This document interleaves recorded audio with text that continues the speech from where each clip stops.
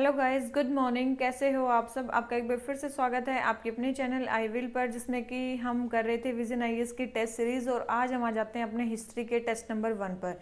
ठीक है, ये वैसे जो टेस्ट सीरीज है उसका टेस्ट नंबर 4 है।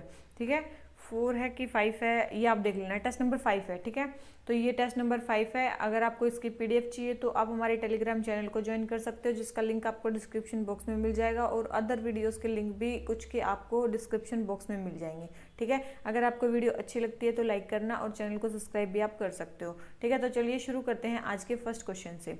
फर्स्ट क्वेश्चन क्या बोल रहा है? Theri Gatha is one of the very few surviving ancient Indian text attributed to women. This text is associated with, ये टेक्स्ट किस रिलीजन के साथ एसोसिएटेड है? Buddhism, Jainism, Vaishnavism, Shaivism. देखो, अगर आपको आता है तो ये आप इसके बारे में बता सकते हो। गाथा मीन्स होते हैं सॉन्ग्स, और थेरी मतलब होते हैं जो ये बुद्धिस्ट मॉन्क्स ने जो लिखे थे। ठीक है, तो songs of Buddhist Monks and nuns. ठीक है, गाथा मीन्स सॉन्ग्स, और ये मतलब बुद्धिस्ट जो नन्स और जो मॉन्क्स होते हैं उनके जो सॉन्ग्स होते हैं उनको बोलते हैं थेरी गाथा। तो बुद्धिज्म से एसोसिएटेड है ये टेक्स्ट। किस एसोसिएटेड है? बुद्धिज्म से। और इसमें मेनली किसके बारे में बताया गया है? वुमेन के बारे में, उनकी सोशल और स्पिरिचुअल एक्सपीरियंसेस ऑफ रिनंसिएशन के बारे में बताया गया है। उनकी सोशल कंडीशन कैसी थी और उनके स्पिरिचुअल रिनंसिएशन कैसा था उसके बारे में इसमें बताया गया है। ठीक है, याद रखना ये किसका पार्ट है? थेरी गाथा। ये थेरी गाथा पार्ट है सूत पिटाका का। किसका पार्ट है? सूत पिटाका का। त्रिपिटाका होते हैं ना बुद्धिज्म में, 3 पिटाकाज होते हैं। एक सूत पिटाका, एक विनय पिटाका, एक अभिधम पिटाका। एक सूत पिटाका का पार्ट है, एक सूत पिटाका में एक सब पार्ट है खुदाया निकाया। ठीक है, खुदा का निकाया एक पार्ट है जिसमें शॉर्ट बुक्स का कलेक्शन है खुदा का निकाया में, उसका एक पार्ट है थेरी गाथा, उसमें ये सॉन्ग्स वगैरह लिखे गए हैं। ठीक है, तो ये mainly as a broader part किसका है? सूत पिटाका का। ठीक है, और भी आते हैं जैसे कि वैसे सूत पिटाका में है क्या, बहुत सारी इसमें है कि बुद्धा ने क्या क्या बताया है, वेरियस डॉक्ट्रिनल जो प्रॉब्लम्स है उनके बारे में। Dialogues of Buddhas discourse on various doctrinal problems. ठीक है, उसमें ये है सूत पिटाका के बारे में। एक है विनय पिटाका और एक है अभिधम पिटाका। ठीक है, विनय पिटाका में क्या है? विनय पिटाका में है कि जो rules of conduct and discipline जो मोंक्स फॉलो करते हैं। ठीक है, मेनली जो रूल्स और कंडक्ट या डिसिप्लिन जो मोंक्स को फॉलो करना पड़ता है वो विनय पिटाका में बताया गया है। और जो अभिधम पिटाका है उसमें बताया गया है कि फिलोसॉफिकल एनालिसिस क्या है, फिलोसॉफिकल एनालिसिस और टीचिंग्स क्या हैं बुद्धा की। ठीक है, टीचिंग्स क्या है बुद्धा की वो बताया गया है किसमें? अभिधम पिटाका में। तो ये त्रिपिटाकाज हैं, यही है मेन बुक बुद्धिज्म की, त्रिपिटाका। ठीक है, इसको पाली कैनन भी बोलते हैं। और त्रिपिटाका को क्या बोलते हैं? त्रिपिटाका को क्या बोलते हैं? पाली कैनन भी बोलते हैं। इसको क्या बोलते हैं? पाली कैनन भी बोलते हैं। ठीक है, याद रखना, अगर पाली कैनन नाम आ जाए या त्रिपिटाका नाम आ जाए दोनों बात सेम ही है। ठीक है, समझ में आ गई। और चलो ये तो हो गए त्रिपिटाका बुद्धिज्म से एसोसिएटेड है। बुद्धिज्म के और भी काफ़ी सारे टेक्स्ट हैं, जैसे कि मिलिंद पानो आपने सुना होगा, मिलिंद पानो। ठीक है, मिलिंद पानो आपने नाम सुना होगा, जिसमें बैक्टीरिया का किंग जो है मिलिंद और एक सेज है नागसेना, ये दोनों आपस में बातें करते हैं। और जो मिलिंद है वो बुद्धिज्म के बारे में नागसेना से क्वेश्चन करते हैं और उनका वो आंसर देते हैं नागसेना। ठीक है, ये मिलिंद पानो एक बुद्धिस्ट टेक्स्ट है। एक आपने सुना होगा नेति गंधा। ठीक है, नेति गंधा। एक है बुद्ध घोषा, ये तो आप चलो नाम से ही पता लगा लोगे, बुद्ध घोषा। एक है दीप वामसा एंड महावामसा, ये भी आपने सुने होंगे, दीप वामसा एंड महावामसा। ये भी किससे एसोसिएटेड हैं? ये भी बुद्धिज्म से एसोसिएटेड हैं। ठीक है, तो ये सारे ही जो टेक्स्ट हैं ये किससे एसोसिएटेड हैं? ये बुद्धिज्म से एसोसिएटेड है। तो आपको ध्यान रखनी है। और जो थेरी गाथा है उसमें सॉन्ग्स हैं अबाउट विमेन। ठीक है, उनकी सोशल और स्पिरिचुअल कंडीशन के बारे में।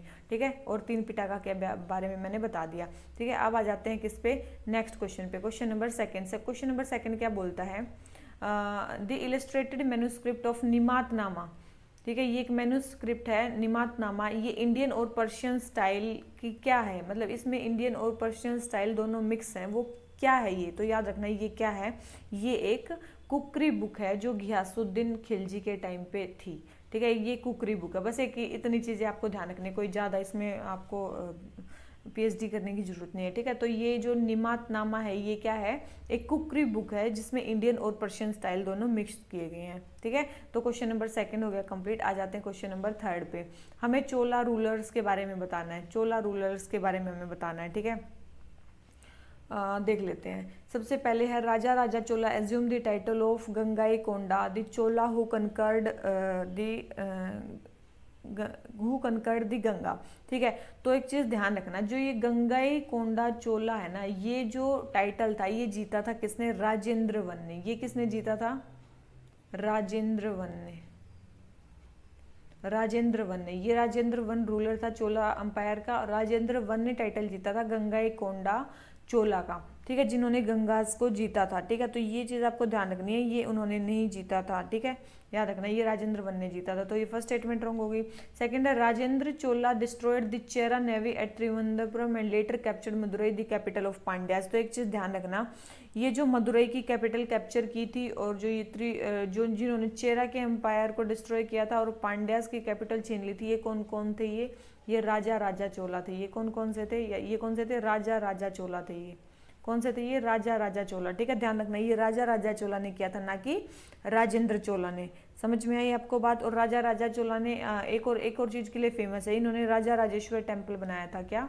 कौन सा? राजा राजेश्वरा टेम्पल बनाया था, जिसको हम दूसरे नाम से जानते हैं, जिसका नाम क्या है? बृहदेश्वर टेम्पल। जिसका नाम क्या है? बृहदेश्वर टेम्पल। ये तंजौर में बनाया था इन्होंने। कब बनाया था? तंजौर में बनाया था। कब बनाया था? 1010 एडी में।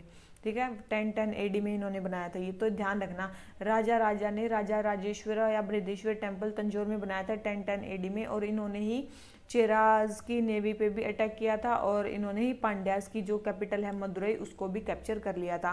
ठीक है, ये किसके बारे में है? राजा राजा चोला के बारे में। तो ये सेकंड स्टेटमेंट भी रॉन्ग होगी, क्योंकि उन्होंने यहाँ पे राजेंद्र चोला लिख रखा था।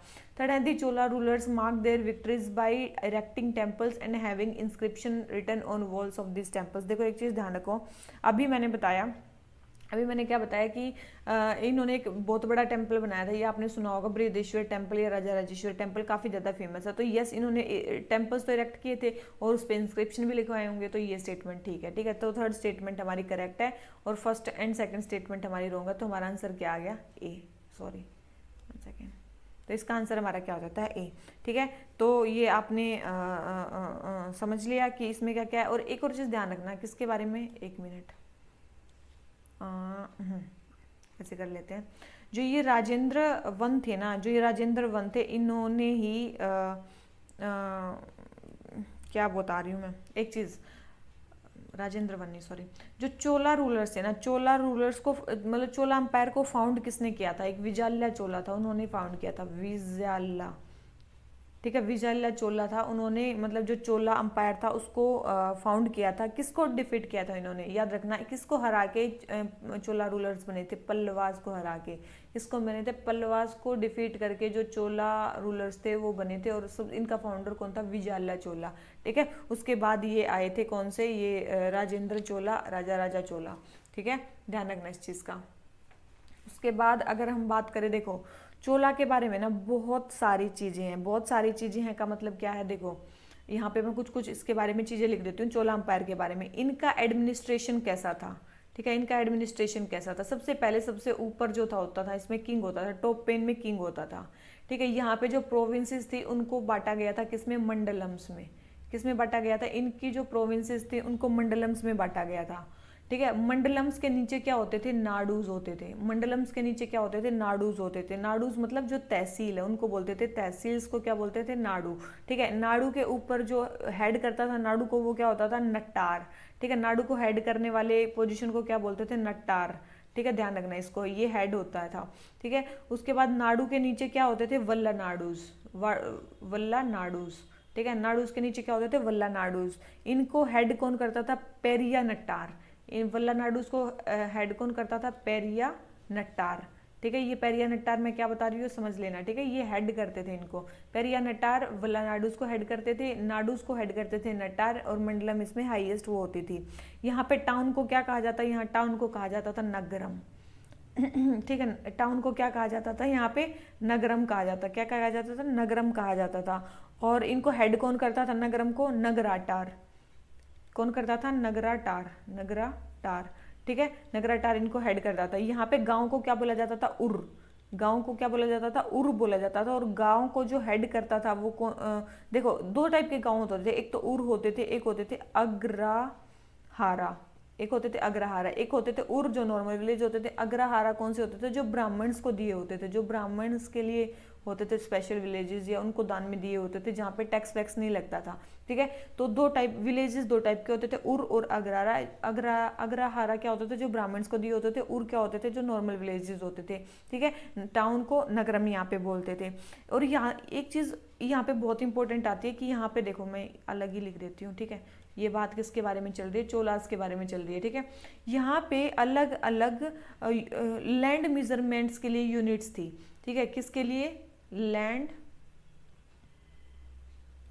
मेजरमेंट के लिए यहाँ पे यूनिट्स काफ़ी ज़्यादा यूज़ की जाती थी। लैंड मेजरमेंट के लिए यूनिट थी यहाँ पे। क्या क्या नाम है?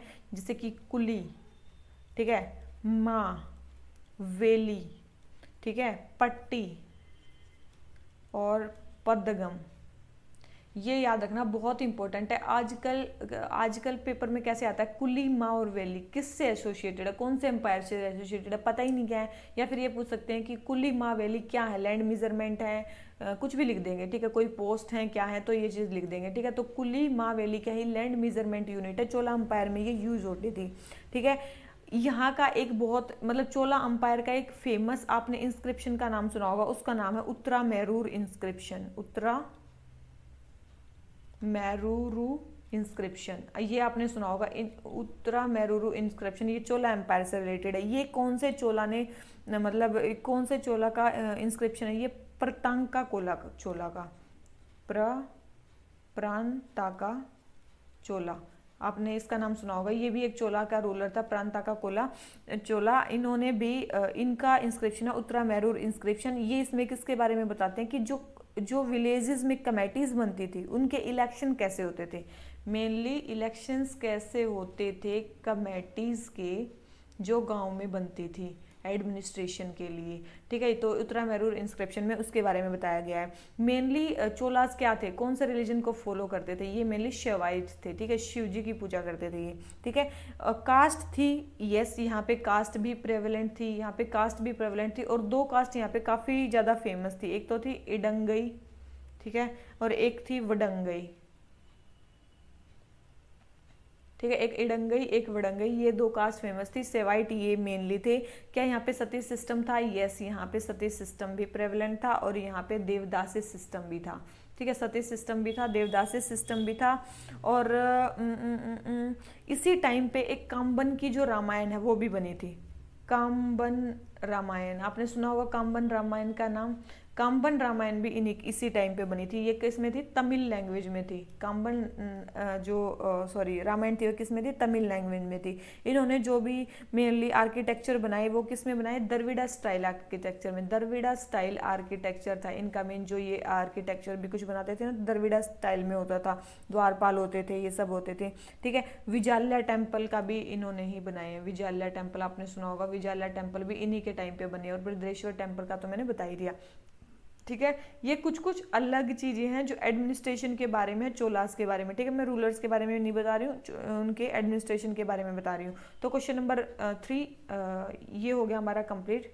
ठीक है, चोलास के बारे में। अब आ जाते हैं क्वेश्चन नंबर 4 पे। क्वेश्चन नंबर 4 हमें क्या बोलता है? हमें बताना है किसके बारे में? फिरोज शाह तुगलक के बारे में। फिरोज शाह तुगलक के बारे में बताना है। सबसे पहले बोल रहे हैं he exempted Brahmins from the payment of jizya. ये बोल रहे हैं कि इन्होंने जो है जजिया से ब्राह्मण्स को हटा दिया था। ठीक है, तो एक चीज़ ध्यान रखना, बिल्कुल भी नहीं हटाया था इन्होंने तो, और जजिया इम्पोज कर दिया था। उन्होंने मना कर दिया था कि नहीं, मैं तो ब्राह्मण्स पे जजिया लगाऊंगा ही लगाऊंगा। ठीक है, ध्यान रखना इसको। इन्होंने बोला था कि मैं तो लगाऊंगा ही लगाऊंगा। ये एक चीज़ मान सकते हो, फिरोज शाह तुगलक जो थे वो मुस्लिम अंपायर या मुस्लिम लोगों के लिए अच्छे थे। ठीक है, तो अदर्स लोगों को वो उतना ज़्यादा वो नहीं करते थे। वैसे टॉलरेंट थे, लेकिन उन्होंने मतलब मेनली शरिया इन्होंने इम्पोज किया था। ठीक है, इन्होंने शरिया का लॉ इम्पोज किया था, जो शरिया के अकॉर्डिंग था इन्होंने वही किया। तो आप समझ सकते हो कि इन्होंने जजिया भी लगाया। ठीक है, तो इन्होंने एग्जाम्प्ट नहीं किया था ब्राह्मण्स को। तो फर्स्ट स्टेटमेंट रॉन्ग हो गई। सेकंड है he took steps to have Hindu religious works translated from Sanskrit to Persian. ये स्टेटमेंट जो है हमारी करेक्ट है। इन्होंने ये किया था ताकि वो उनसे कुछ सीख सकें। ठीक है, संस्कृत से पर्शियन में इन्होंने हिंदू रिलीजियस वर्क्स को ट्रांसलेट करवाया था ताकि वो उनसे कुछ सीख सकें। ठीक है, तो सेकंड स्टेटमेंट हमारी करेक्ट है। फर्स्ट स्टेटमेंट हमारी जो है वो रॉन्ग है। ठीक है, ये गद्दी पे कब बैठे थे? 1351 से 88। कब से थे ये? 1351 से 88 के बीच में थे, इनका अंपायर। ठीक है, इन्होंने काफ़ी सारी चीज़ें जो थी वो एस्टेब्लिश की थी। किसने? फिरोज शाह तुगलक ने काफ़ी सारी चीज़ें, जैसे कि एक था दीवान खैरात, आपने सुना होगा दीवान ए खैरात, खैरात से नाम सुना होगा, ये कि चैरिटी वाला जो था, चैरिटी ऑफिस इन्होंने एस्टेब्लिश किया था। और उन्होंने बनाया था दीवान ए बंदागन, कौन सा बनाया था? दीवान ए बंदागन, जिसमें स्लेव्स का था, स्लेव ब्यूरो थी ये। ठीक है, इन्होंने बहुत सारे सराइज, अपने एडमिनिस्ट्रेशन में बहुत सारे सराइज बनाए थे, रेस्ट हाउसेस बनाए थे ट्रेडर्स के लिए, जो मर्चेंट्स होते थे उनके लिए रेस्ट हाउसेस बनाए थे, उनको बोलते थे सराय। ठीक है, उसके बाद इन्होंने 4 नए टाउन, फिरोज शाह तुगलक के नाम पे आपने सुना होगा बहुत सारे, इन्होंने 4 न्यू टाउन भी बनाए थे। कौन कौन से 4 नए टाउन? एक तो जौनपुर, ठीक है, एक तो जौनपुर बनाया था, एक इन्होंने बनाया था फतेहाबाद, क्या बनाया था? फतेहाबाद। एक इन्होंने बनाया था फिरोजाबाद, एक इन्होंने बनाया था हिसार। ठीक है, तो ये 4 जो टाउन थे ये इन्होंने बनाए थे। कौन कौन से? जौनपुर, फतेहाबाद, फिरोजाबाद, हिसार, ये 4 टाउन इन्होंने एस्टेब्लिश किए थे। सराइज बनाए थे, दीवानी बंदागन, दीवानी खैरात। इन्होंने बहुत सारे हॉस्पिटल्स भी बनाए थे। ठीक है, याद रखना, इन्होंने बहुत सारे हॉस्पिटल्स भी बनाए थे। और उन हॉस्पिटल्स का नाम क्या था? उन हॉस्पिटल को बोला जाता दारुल शिफा। ठीक है, दारुल शिफा, या फिर इनको बीमारिस्तान भी बोलते थे, या शिफा खाना भी बोलते थे। ठीक है, इन्होंने अपने एडमिनिस्ट्रेशन में बहुत सारी कैनाल्स भी बनाई थी। ठीक है, इन्होंने अपने एडमिनिस्ट्रेशन में बहुत सारी कैनाल्स भी बनाई थी। और एक चीज़ ध्यान रखना, इन्होंने 4 टाइप्स के टैक्स लगाए। इसके एडमिनिस्ट्रेशन में 4 टाइप के टैक्स थे। कौन कौन से? एक तो जकात, ठीक है, एक जकात, एक तो खाम है कि खान है, खाम, एक जकात, एक खाम, एक खराज, और एक था जजिया, जजिया तो आपको पता चल गया। आप एक चीज़ बताना, ये तीनों क्या क्या है, इनके बीच में डिफरेंस आप कहाँ बताओगे? कमेंट सेक्शन में आप मेरे को बताओगे। और इन्होंने शरिया को तो इम्पोज किया ही किया था। ठीक है, तो एक मेरे को कमेंट सेक्शन में मैं देखूंगी कि कौन बता रहा है। ठीक है, जकात, खराज और खाम, ये 3 टाइप के टैक्स थे इनके एडमिनिस्ट्रेशन में। तो ये कौन कौन से टैक्स थे, कौन कैसे लगाया जाता था, या क्या टैक्स थे ये? ठीक है, तो ये किस चीज़ पे लगे हुए थे, तो ये चीज़ मेरे को आपको कमेंट सेक्शन में बतानी है। तो ये हमारा क्वेश्चन नंबर जो 4 हो जाता है वो जाता है कंप्लीट। आ जाते हैं क्वेश्चन नंबर 5 पे। क्वेश्चन नंबर 5 हमें क्या बोलता है? हमें बताना है कि जो कवार हाइड्रो प्रोजेक्ट है और जो रेटल हाइड्रो प्रोजेक्ट है वो कौन कौन से रिवर पे बने हुए हैं। तो आपको ये चीज़ को तो पता होनी चाहिए, कौन से रिवर पे बने हुए हैं? चेनाब रिवर पे। ठीक है, अभी जो इंडस वाटर ट्रेटी है उसमें भी रेटल पावर जो प्रोजेक्ट है उस पर क्या चल रहा है? काफ़ी ज़्यादा इंडिया और पाकिस्तान के बीच में वो चल रहा है कि आप क्यों बना रहे हो इस पे जो ये हाइड्रो पावर प्रोजेक्ट है, क्योंकि इंडस, झेलम, चेनाब, ये 3 रिवर्स हैं, ये पाकिस्तान के उसमें है, लेकिन इंडिया उस पर एक डैम बना रहा है, रेटल हाइड्रो इलेक्ट्रिक प्रोजेक्ट। ठीक है, तो ये है आंसर डी। आ जाते हैं नेक्स्ट क्वेश्चन पे। हमें बताना है किसके बारे में? पांड्या डायनेस्टी के बारे में। किसके बारे में? पांड्या डायनेस्टी के बारे में, जो संगम एज में थी। ठीक है, संगम एज की पांड्या डायनेस्टी के बारे में बताना है। सबसे पहले है कि the Pandyas are mentioned by Megasthenes in his text and highlighted the matriarchal influence on the Pandya society. बोल रहे हैं कि पांड्याज के बारे में जो बताया गया वो किसने बताया है? मेगास्थनीज ने बताया अपने टेक्स्ट में, और इनका जो था मैट्रियार्कल इन्फ्लुएंस था पांड्या सोसाइटी पे। बिल्कुल सही स्टेटमेंट है ये। ठीक है, मेगास्थनीज ने इनके बारे में बताया, और ये मेनली कहाँ पे थे? तमिलनाडु में थे ये। ठीक है, पांड्याज का मेनली एडमिनिस्ट्रेशन कहाँ था? तमिलनाडु में था। सेकंड बोल रहे हैं कि the Pandya territory occupied the southern most part of Indian peninsula with its capital at Kaveripattinam. देखो, इनकी जो कैपिटल थी वो कावेरीपट्टनम नहीं थी, याद रखना। इनकी जो मेनली मदुरई थी। ठीक है, मदुरई थी इनकी कैपिटल, कावेरीपट्टनम नहीं थी। इनकी कैपिटल क्या थी? मदुरई। ठीक है, इनकी कैपिटल मदुरई थी, कावेरीपट्टनम नहीं थी। तो ये स्टेटमेंट रॉन्ग होगी, तो सेकंड स्टेटमेंट रॉन्ग होगी, फर्स्ट स्टेटमेंट करेक्ट है। तो हमारा आंसर क्या आ गया? ए। ठीक है, याद रखना, इन्होंने मतलब कि इन्होंने पांड्याज रूलर काफ़ी ज़्यादा फेमस थे। इन्होंने रोमन किंग, आपने नाम रोमन किंग का नाम सुना होगा, अगस्टस और ट्रोजन, इन्होंने इनके साथ ट्रेड किया था, इनके साथ इनके रिलेशंस थे। Traded with Roman king Augustus and Trojan. इनकी कैपिटल मदुरई थी। ठीक है, संगम लिटरेचर में इनका सोर्स मिलता है। मैगस्थनीज ने भी इनके बारे में बताया है। याद रखना, इनकी एक इंपॉर्टेंट पोर्ट सिटी थी जिसका नाम था कोरकई। ठीक है, एक इंपॉर्टेंट पोर्ट सिटी थी तमिलनाडु में, कोरकई। ठीक है, ये क्या थी? पोर्ट सिटी थी पांड्यास के टाइम पे। ठीक है, पोर्ट सिटी थी, ये इंपॉर्टेंट पोर्ट सिटी थी। इसके अलावा अगर बात करें, इनका एक फेमस रूलर जिसके बारे में आपको जिसका नाम आपको पता ही होगा, नैदुन जैलियान। क्या था? नेदुनजलियन इनका एक इम्पोर्टेंट रूलर था, ठीक है। इन्होंने जो ये नेदुनजलियन था ये ग्रेट पांड्या किंग था। इन्होंने चेरा, चोला और 5 अदर माइनर स्टेट्स को हराया था। किसको हराया था? चेरा, चोला और 5 जो और माइनर जो स्टेट्स थी उनको हराया था। नेदुनजलियन एक इम्पोर्टेंट पांड्या रूलर था, इन्होंने हराया था, ठीक है। आर्किटेक्चर अगर इनके टाइम का बात करें, पांड्यास के टाइम का, मीनाक्षी टेम्पल का आपने नाम सुना होगा। मीनाक्षी टेम्पल ये इन्हीं के टाइम का बना हुआ, पांड्यास के टाइम का। जम्बूकेश्वर टेम्पल आपने नाम सुना होगा, जम्बूकेश्वर टेम्पल ये भी इन्हीं के टाइम पे बना हुआ। किसके टाइम पे? पांड्यास के टाइम पे, ठीक है। इनका पांड्यास का एम्बलम क्या होता था? देखो ये तमिलनाडु में होते थे, इनका एम्बलम क्या होता था? इनका एम्बलम होता था फिश। क्या होता था? एम्बलम, इनका एम्बलम होता था फिश, ठीक है। कौन सा रिलीजन फॉलो करते थे ये? हिंदुइज्म फॉलो करते थे, हिंदुइज्म, और उसमें भी काफ़ी ज़्यादा रिजिड थी, रिजिड हिंदुइज्म फॉलो करते थे, ठीक है।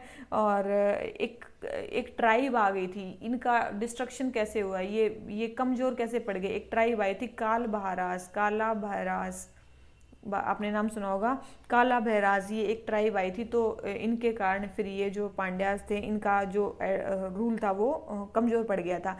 पांड्यास के टाइम पे एक इम्पोर्टेंट वार हुआ था, आपने नाम सुना होगा, तलैया लंगनम। तलैया लंगनम ये एक बैटल था जो उन्हीं के टाइम पे हुआ था। किसके टाइम पे? बैटल ऑफ तलैया लंगनम, पांड्यास के टाइम पे, ठीक है। तो ये सारी चीज़ें ही किससे एसोसिएटेड है? पांड्या डायनेस्टी से एसोसिएटेड है। तो याद रखना इनका एक इम्पोर्टेंट रूलर ये था, नेदुनजलियन, ठीक है।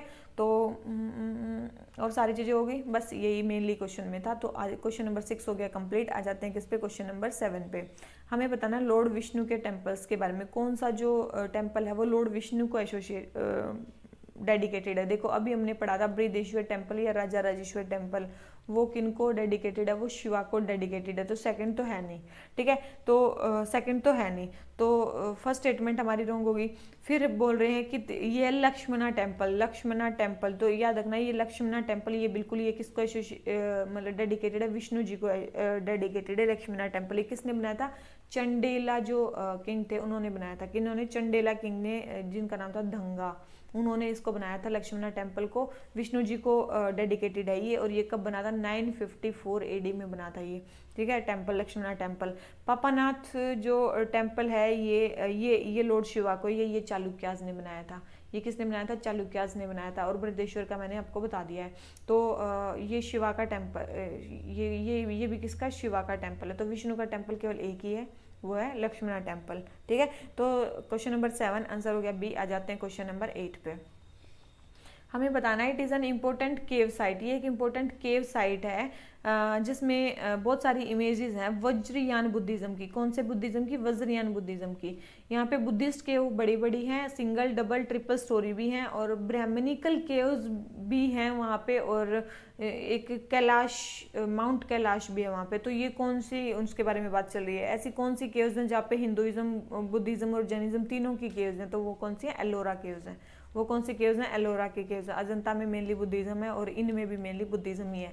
तो एलोरा की केव्स ऐसी हैं जहाँ पे माउंट कैलाश की मूर्ति मिलती है। यहाँ देखो एलोरा की गुफाएं टोटल 34 हैं, जिसमें से 17 तो ब्राह्मणिकल हैं, ठीक है, हिंदुइज्म से रिलेटेड है। जो 12 हैं वो बुद्धिज्म से रिलेटेड है, और जो 5 हैं वो जैनिज्म से रिलेटेड हैं, ठीक है। और इनमें एक माउंट कैलाश का भी वो है, और वज्रयान बुद्धिज्म के बारे में मेनली इसमें बताया गया है, ठीक है। कब बनी थी एलोरा की गुफाएं? 5th से 11th सेंचुरी AD के बीच में बनी थी। 5th से 11th सेंचुरी AD के बीच में बनी थी। क्या यूनेस्को वर्ल्ड हेरिटेज साइट में, यूनेस्को वर्ल्ड हेरिटेज साइट में इनका स्थान है। और कब ये ऐड हुआ था? 1983 में ऐड हुई थी, ठीक है। कैलाश, ये जो कैलाश का जो रावण चेकिंग माउंट कैलाश है, ये कौन से में बनाया गया? केव नंबर 16 में, ठीक है। कहाँ बनाया गया? केव नंबर 16 में। एलोरा केव है कहाँ? महाराष्ट्र में। अजंता सारी बुद्धिस्ट केव है, इसमें सारी बुद्धिस्ट केव है, ठीक है, सारी बुद्धिस्ट केव हैं। इसमें कितनी केव है अजंता में? अजंता में है 29 केव्स। कितने हैं? 29 केव्स, जिसमें से याद रखना 29 में से 25 तो विहार हैं और जो 4 हैं वो हैं चैत्यास, जिसमें प्रेयर हॉल हैं। ठीक है, केवल 4 ही प्रेयर हॉल हैं, 25 जो है वो विहाराज हैं जहाँ पे मेनली मोंक्स या नन्स रहते थे। ठीक है, 200 से लेके 650 एडी के बीच में इनका टाइम पीरियड बताया जा रहा है। और किस किस ने इनका रेफरेंस दिया है अजंता गुफाओं का? किसने रेफरेंस दिया? फाहिन और ह्यूनसांग। फाइन और ह्यूनसांग इन दोनों ने इनका रेफरेंस दिया है। और यहाँ पे याद रखना कुछ पेंटिंग बनाई गई थी, फ्रिस्को पेंटिंग यहाँ पे बनाई गई थी, लेकिन यहाँ पे ब्लू कलर एब्सेंट था।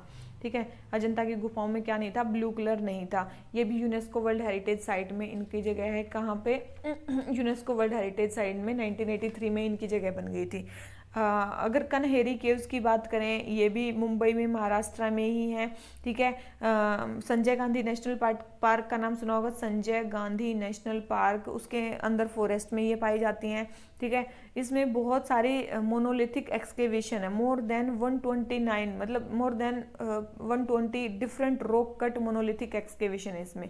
ठीक है, इसके अलावा बात करें इसमें भी, ये भी मेनली बुद्धिज़्म के फेथ या उसको प्रोग्रेशन के बारे में ही बताती हैं। ठीक है, और मेनली इसमें कौन सा है? हीनयान फेज ऑफ बुद्धिज़्म को मेनली दिखाया गया है, हीनयान फेज ऑफ बुद्धिज़्म को दिखाया गया है कन्हेरी में। इसमें एलोरा में कौन सा था? अभी देखा हमने, वज्रयान बुद्धिज़्म था। ठीक है, जुन्नार केव्स ये भी कहाँ में है? महाराष्ट्र में ही है, और ये भी मेनली किसके बारे में है? बुद्धिज़्म के बारे में ही है। तो क्वेश्चन नंबर 8 हो जाता है हमारा कंप्लीट। आ जाते हैं क्वेश्चन नंबर 9 के बारे में।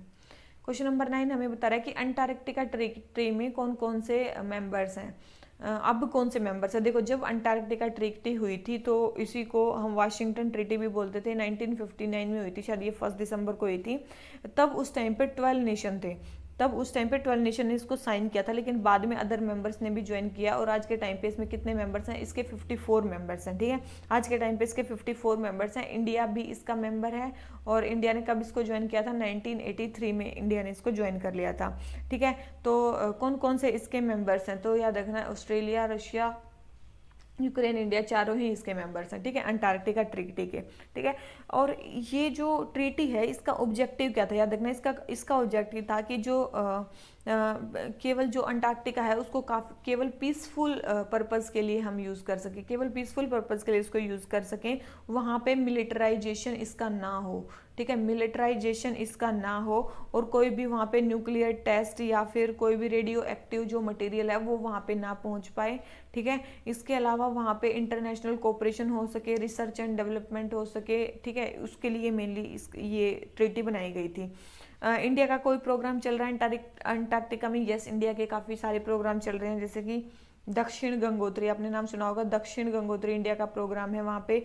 इसके अलावा मैत्री, इसके अलावा भारती, इसके अलावा सागर निधि, सागर निधि आपने सुना होगा, रिसर्च एंड डेवलपमेंट के लिए था। ठीक है, रिसर्च एंड डेवलपमेंट के लिए था। ठीक है, तो ये है। इसके अलावा अंटार्कटिका में 3 मेजर कन्वेंशन हुए हैं, आपने सुना होगा। एक कन्वेंशन था Antarctica conservation of Antarctica seals को प्रिवेंट करने के लिए। ठीक है, एक कन्वेंशन था अंटार्कटिका मेराइन लिविंग ऑर्गेनिज्म को सेव करने के लिए, और एक इनका जो कन्वेंशन था, प्रोटोकॉल था, वो था इन्वायरमेंटल प्रोटेक्शन के लिए, वहाँ के इन्वायरमेंटल प्रोटेक्शन के लिए। ठीक है, तो ये 3 मेनली वहाँ पे कन्वेंशन हुए हैं। अंटार्कटिका ट्रीटी 1959 में हुई है। अब 54 मेंबर्स हो गए, इंडिया भी मेंबर है, और पहले 12 भी मेंबर थे। इंडिया ने 1983 में इसको ज्वाइन किया। ठीक है, तो ये सारी चीज़ें होगी। अभी याद रखना, अभी ये फेमस क्यों है? क्योंकि अभी अंटार्कटिका बिल इंडिया लेके आया है 2022, अंटार्कटिका बिल 2022 इंडिया लेके आया है। ठीक है, उस अंटार्कटिका बिल में बताया क्या गया है? उस अंटार्कटिका बिल में है कि यहाँ पे जो है हम अंटार्कटिका में विजिटिंग को रेगुलेट करेंगे। ठीक है, कोई भी मिनरल रिसोर्सेज, कोई भी ड्रिलिंग, एक्सकेवेशन परमिशन के बिना, या साइंटिफिक रिसर्च जो है वो परमिशन के बिना वहाँ पे नहीं हो सकती, आपको सेंट्रल गवर्नमेंट से परमिशन लेनी पड़ेगी। ठीक है, उसके अलावा नेटिव प्लांट्स को प्रोटेक्ट करने के लिए, या फिर कोई इन्वेजिव स्पीसीज वहाँ पे न डाल दे, उसके लिए रेगुलेट करना, या फिर इंडियन को जो टूर ऑपरेटर्स हैं अंटार्कटिका में जो बेस्ड हैं उनको भी रेगुलेट करने के लिए इंडिया में अंटार्कटिका बिल लाया गया है, ताकि जो अंटार्कटिका ट्रीटी के हमने जो साइन किया है उसकी हम ऑब्लिगेशंस को फॉलो कर सकें, और जो प्रिस्टाइन नेचर है उस कॉन्टिनेंट का उसको हम प्रोटेक्ट कर सकें। उसके लिए हमने अंटार्कटिका बिल लेके आए हैं। ठीक है, ये ड्राफ्ट में ही है अभी, तो ये हम बिल लेके आए हैं। तो ये क्वेश्चन नंबर जो 9 हो जाता है ये हो जाता है कंप्लीट। आ जाते हैं किस पे, क्वेश्चन नंबर 10 पे। क्वेश्चन नंबर 10 हमें क्या बोलता है, हमें बताना है जियारत के बारे में। जियारत क्या है, जियारत इन सूफीज़म क्या है। सबसे पहले बोल रहे हैं कि it refers to the practice of pilgrimage to dargah of Sufi saint on his death anniversary. किसी संत की डेथ एनिवर्सरी पे दरगाह पे जाने को बोलते हैं जियारत, बिल्कुल उसी को बोलते हैं। सेकंड है the practice started during the times of Mughal rule. देखो मुगल रूल के टाइम में, दिल्ली सल्तनत के टाइम पे भी ऐसा चलता था, याद रखना। मुगल रूल नहीं, दिल्ली सल्तनत के टाइम पे, वो भी तो मुसलमान थे, ठीक है, तो दिल्ली सल्तनत के टाइम पे वैसा चलता था, ऐसा नहीं मुगल रूल पे चलता था। तो थर्ड है the practice has direct relevance to the evolution of qawwali. बिल्कुल इस यहाँ पे क्या होते हैं, कवाली भी गाई जाती है, यहाँ ये प्रैक्टिस इसी से इवोल्व होकर आई है। तो first and third statement correct है, सेकंड स्टेटमेंट हमारी रॉन्ग है, ठीक है। अब आ जाते हैं क्वेश्चन नंबर 11 पे। अब आ जाते हैं चिश्ती सिलसिला के बारे में। चिश्ती बोल रहे हैं कि the Chishti saints did not believe in leading a life of austerity and accepted the service of state. देखो दो टाइप के वो होते थे, क्या बोलते हैं, सेंट्स थे। एक तो चिश्ती थे, एक थे सुहरवादी। सुहरवादी याद रखना, जो ये सुहरवादी जो सेंट्स थे, ये बिल्कुल भी पॉवर्टी या ऑस्टेरिटी की लाइफ में बिलीव नहीं करते थे। इन्होंने खूब स्टेट की सर्विस ली, ठीक है, लेकिन इनका जो मेन इन्फ्लुएंस था वो केवल पंजाब और मुल्तान तक ही रहा। पंजाब एंड मुल्तान तक ही इनका इन्फ्लुएंस रहा। लेकिन याद रखना, ये गरीबी की जिंदगी जीना बिल्कुल पसंद नहीं करते थे। उसी तरफ अपोजिट थे चिश्ती सेंट, जो बिलीव करते थे कि हमें सिंपल लाइफ जीनी चाहिए, थोड़ी पॉवर्टी फ्री लाइफ जीनी चाहिए, और ये मेनली पॉलिटिक्स या स्टेट से दूर ही रहे, ठीक है। तो याद रखना, Chishti saints did not believe in life of austerity. नहीं, ये बिलीव करते थे कि लाइफ ऑफ ऑस्टेरिटी होनी चाहिए, और इन्होंने कभी भी एक्सेप्ट नहीं की स्टेट की सर्विस। तो फर्स्ट स्टेटमेंट तो होगी रॉन्ग, और फर्स्ट स्टेटमेंट रॉन्ग होते ही हमारा डायरेक्ट आंसर आ गया डी, ठीक है। सेकंड एंड थर्ड पढ़ने की जरूरत ही नहीं है, फिर भी देख लेते हैं। The activities of the Chishti order were confined largely to Punjab and Multan. मैंने बताया सुहरवादी की जो थी पंजाब एंड मुल्तान में कन्फाइंड थी, लेकिन चिश्ती सेंट्स की जो पॉपुलैरिटी वो ऑल ओवर इंडिया हो गई थी। थर्ड है हामिद उद नागौरी, जो है ये चिश्ती ऑर्डर के हैं। याद रखना, हामिद उद्दीन नागौरी ये एक फेमस सुहरवादी सेंट थे। अगर हम फेमस चिश्ती सेंट्स की बात करें तो आपने नाम सुना होगा निज़ामुद्दीन औलिया, ठीक है, निज़ामुद्दीन में भी है इनकी वो, ठीक है, निज़ामुद्दीन औलिया का नाम सुना होगा, ये एक फेमस चिश्ती सेंट थे। इसके अलावा नसीरुद्दीन चिराग दिल्ली, ठीक है, नसीरुद्दीन चिराग ए दिल्ली, ठीक है, ये भी एक फेमस चिश्ती सेंट थे। तो ये थे कुछ फेमस चिश्ती सेंट, ठीक है। तो क्वेश्चन नंबर 11 हमारा आंसर हो गया डी। आ जाते हैं क्वेश्चन नंबर 12 पे। हमें बताना है हेपेटाइटिस बी के बारे में, ठीक है, हेपेटाइटिस बी के बारे में बताना है। सबसे पहले है कि बोल रहे हैं कि ये एक बैक्टीरियल डिजीज। देखो हेपेटाइटिस HBV वायरस से होता है, तो ये एक बैक्टीरियल नहीं, ये एक वायरल डिजीज है। कौन सी डिजीज है, वायरल डिजीज है, HBV वायरस से होती है। तो फर्स्ट स्टेटमेंट रॉन्ग, ठीक है भाई, सही है। सेकंड थर्ड सही है या थर्ड सही है। Second, it is an infection in the liver that can cause jaundice, से जॉन्डिस कर सकते। तो ये स्टेटमेंट सही है कि भाई ये एक हेपेट मतलब होता है लीवर, ठीक है, तो लीवर में एक इन्फेक्शन करता है जिससे जॉन्डिस भी हो सकता है, फीवर जॉन्डिस से सारी चीज़ें हो सकती हैं। थर्ड, एट प्रेजेंट कोई वैक्सीनेशन नहीं है, नहीं इसके अगेंस्ट वैक्सीनेशन है, इसको वैक्सीनेशन से प्रिवेंट किया जा सकता है, ठीक है। तो थर्ड स्टेटमेंट रॉन्ग होगी, सेकंड स्टेटमेंट करेक्ट है, फर्स्ट स्टेटमेंट भी रॉन्ग है। तो इसका आंसर हमारा क्या हो गया, बी, ठीक है, हमारा आंसर क्या हो गया, बी। ये देखो, ये होते हैं काफ़ी सारे वायरस हेपेटाइटिस के। ये है हेपेटाइटिस ए, ये हेपेटाइटिस बी, ये hepatitis C, hepatitis D, hepatitis E. आप इसका स्क्रीनशॉट ले लेना और इसको एक बार अच्छे से देख लेना, ठीक है, कौन से इसमें आता है, कौन सा इसमें कौन सा RNA है। देखो ये काफ़ी चीज़ें आ जाती है कि वायरल जीनोम इसमें कौन सा है, ठीक है, कि हेपेटाइटिस बी अब इसमें पूछ देते सेकंड स्टेटमेंट कि डबल स्टैंडर्ड DNA है, सिंगल स्टैंडर्ड RNA है, ठीक है। तो याद रखना, ये देखो केवल hepatitis B double standard DNA है और सारे सिंगल स्टैंडर्ड RNA है, याद रखना। देखो और सारे सिंगल स्टैंडर्ड RNA है, केवल जो ये हेपेटाइटिस बी है ये डबल स्टैंडर्ड DNA है, ठीक है। याद रखना वायरल जीनोम के बारे में। ट्रांसमिशन कैसे होता है, पेरेंटल इसका ट्रांसमिशन है। इंक्यूबेशन पीरियड इसका कितना होता है, 45 से 160 डेज होता है। क्रोनिक हेपेटाइटिस CS 10% चांस है कि ये क्रोनिक हो सकता है, काफ़ी दिन तक ये हो सकता है।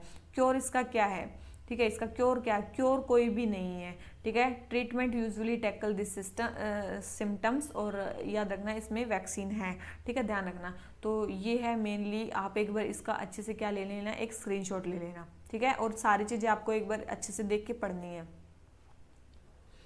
और आप इसका भी एक बार पिक्चर ले सकते हो। इसका पिक्चर क्यों ले सकते हो, ये मेनली हेपेटाइटिस के बारे में, ताकि आपको याद रहे लंबे समय तक। देखो इसका प्रिवेंशन कैसे हो सकता है, हेपेटाइटिस बी का वैक्सीनेशन है, ब्लड स्क्रीनिंग है, प्रोटेक्टेड सेक्स है, ठीक है, ट्रीटमेंट, ये सारे ट्रीटमेंट्स हैं, ठीक है। कितने बिलियन पीपल इससे इन्फेक्टेड है, ठीक है, कैसे फैलता है, कॉन्टेक्ट विद इन्फेक्टेड ब्लड और बॉडली फ्लूइड, ठीक है, मदर टू चाइल्ड ट्रांसमिशन भी हो सकता है, अनप्रोटेक्टेड सेक्स, ये सारी चीज़ों से ये फैल सकता है, ठीक है। डायग्नोसिस कैसे होगा, detection of HBV surface antigen अगर मिल जाएगा, एक्यूट इन्फेक्शन, ठीक है, PCR टेस्ट टू डिटेक्ट, कैसे डिटेक्ट हो सकता है, तो ये भी आप पिक्चर ले लो, ठीक है, ताकि आपको लंबे समय तक याद रहे कि कौन सा क्या है, ठीक है।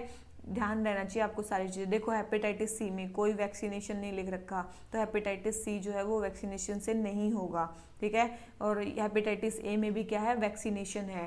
हेपेटाइटिस सी में कोई वैक्सीनेशन नहीं है, ठीक है, तो ध्यान रखना इसको। केवल हेपेटाइटिस सी हो गया तो आपको कोई वैक्सीनेशन नहीं है, ए और बी में वैक्सीनेशन है, ठीक है।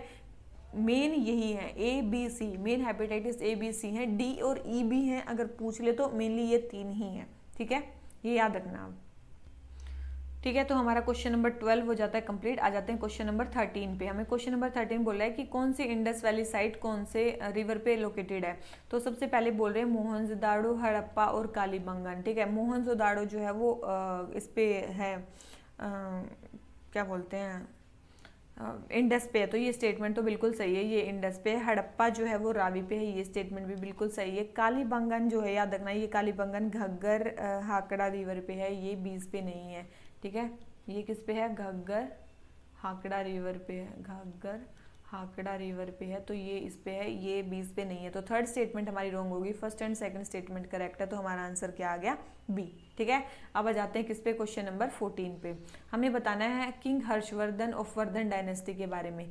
King Harshavardhana of Vardhana dynasty के बारे में बताना है। सबसे पहले king Harshavardhana was the founder of Pushyabhuti dynasty और the Vardhaman dynasty during 7th century AD। देखो वर्धन डायनेस्टी जिसमें हर्षवर्धन थे, ठीक है, इसको पुष्यभूति डायनेस्टी भी बोलते हैं। ये बोल रहे हैं कि इनके जो वो थे, क्या बोलते हैं, फाउंडर थे, वो ये थे, 1 सेकेंड, ठीक है, बोल रहे हैं कि इनके फाउंडर ये थे। तो याद रखना किंग हर्षवर्धन इनके फाउंडर नहीं थे, इनके फाउंडर थे कौन, इनके फाउंडर थे प्रभाकर वर्धन। कौन थे, प्रभाकर वर्धन, प्रभाकर वर्धन इनके मेन क्या थे, फाउंडर थे पुष्यभूति डायनेस्टी को, जो 7th सेंचुरी AD में बनी थी, ठीक है। तो फर्स्ट स्टेटमेंट रॉन्ग हो गई।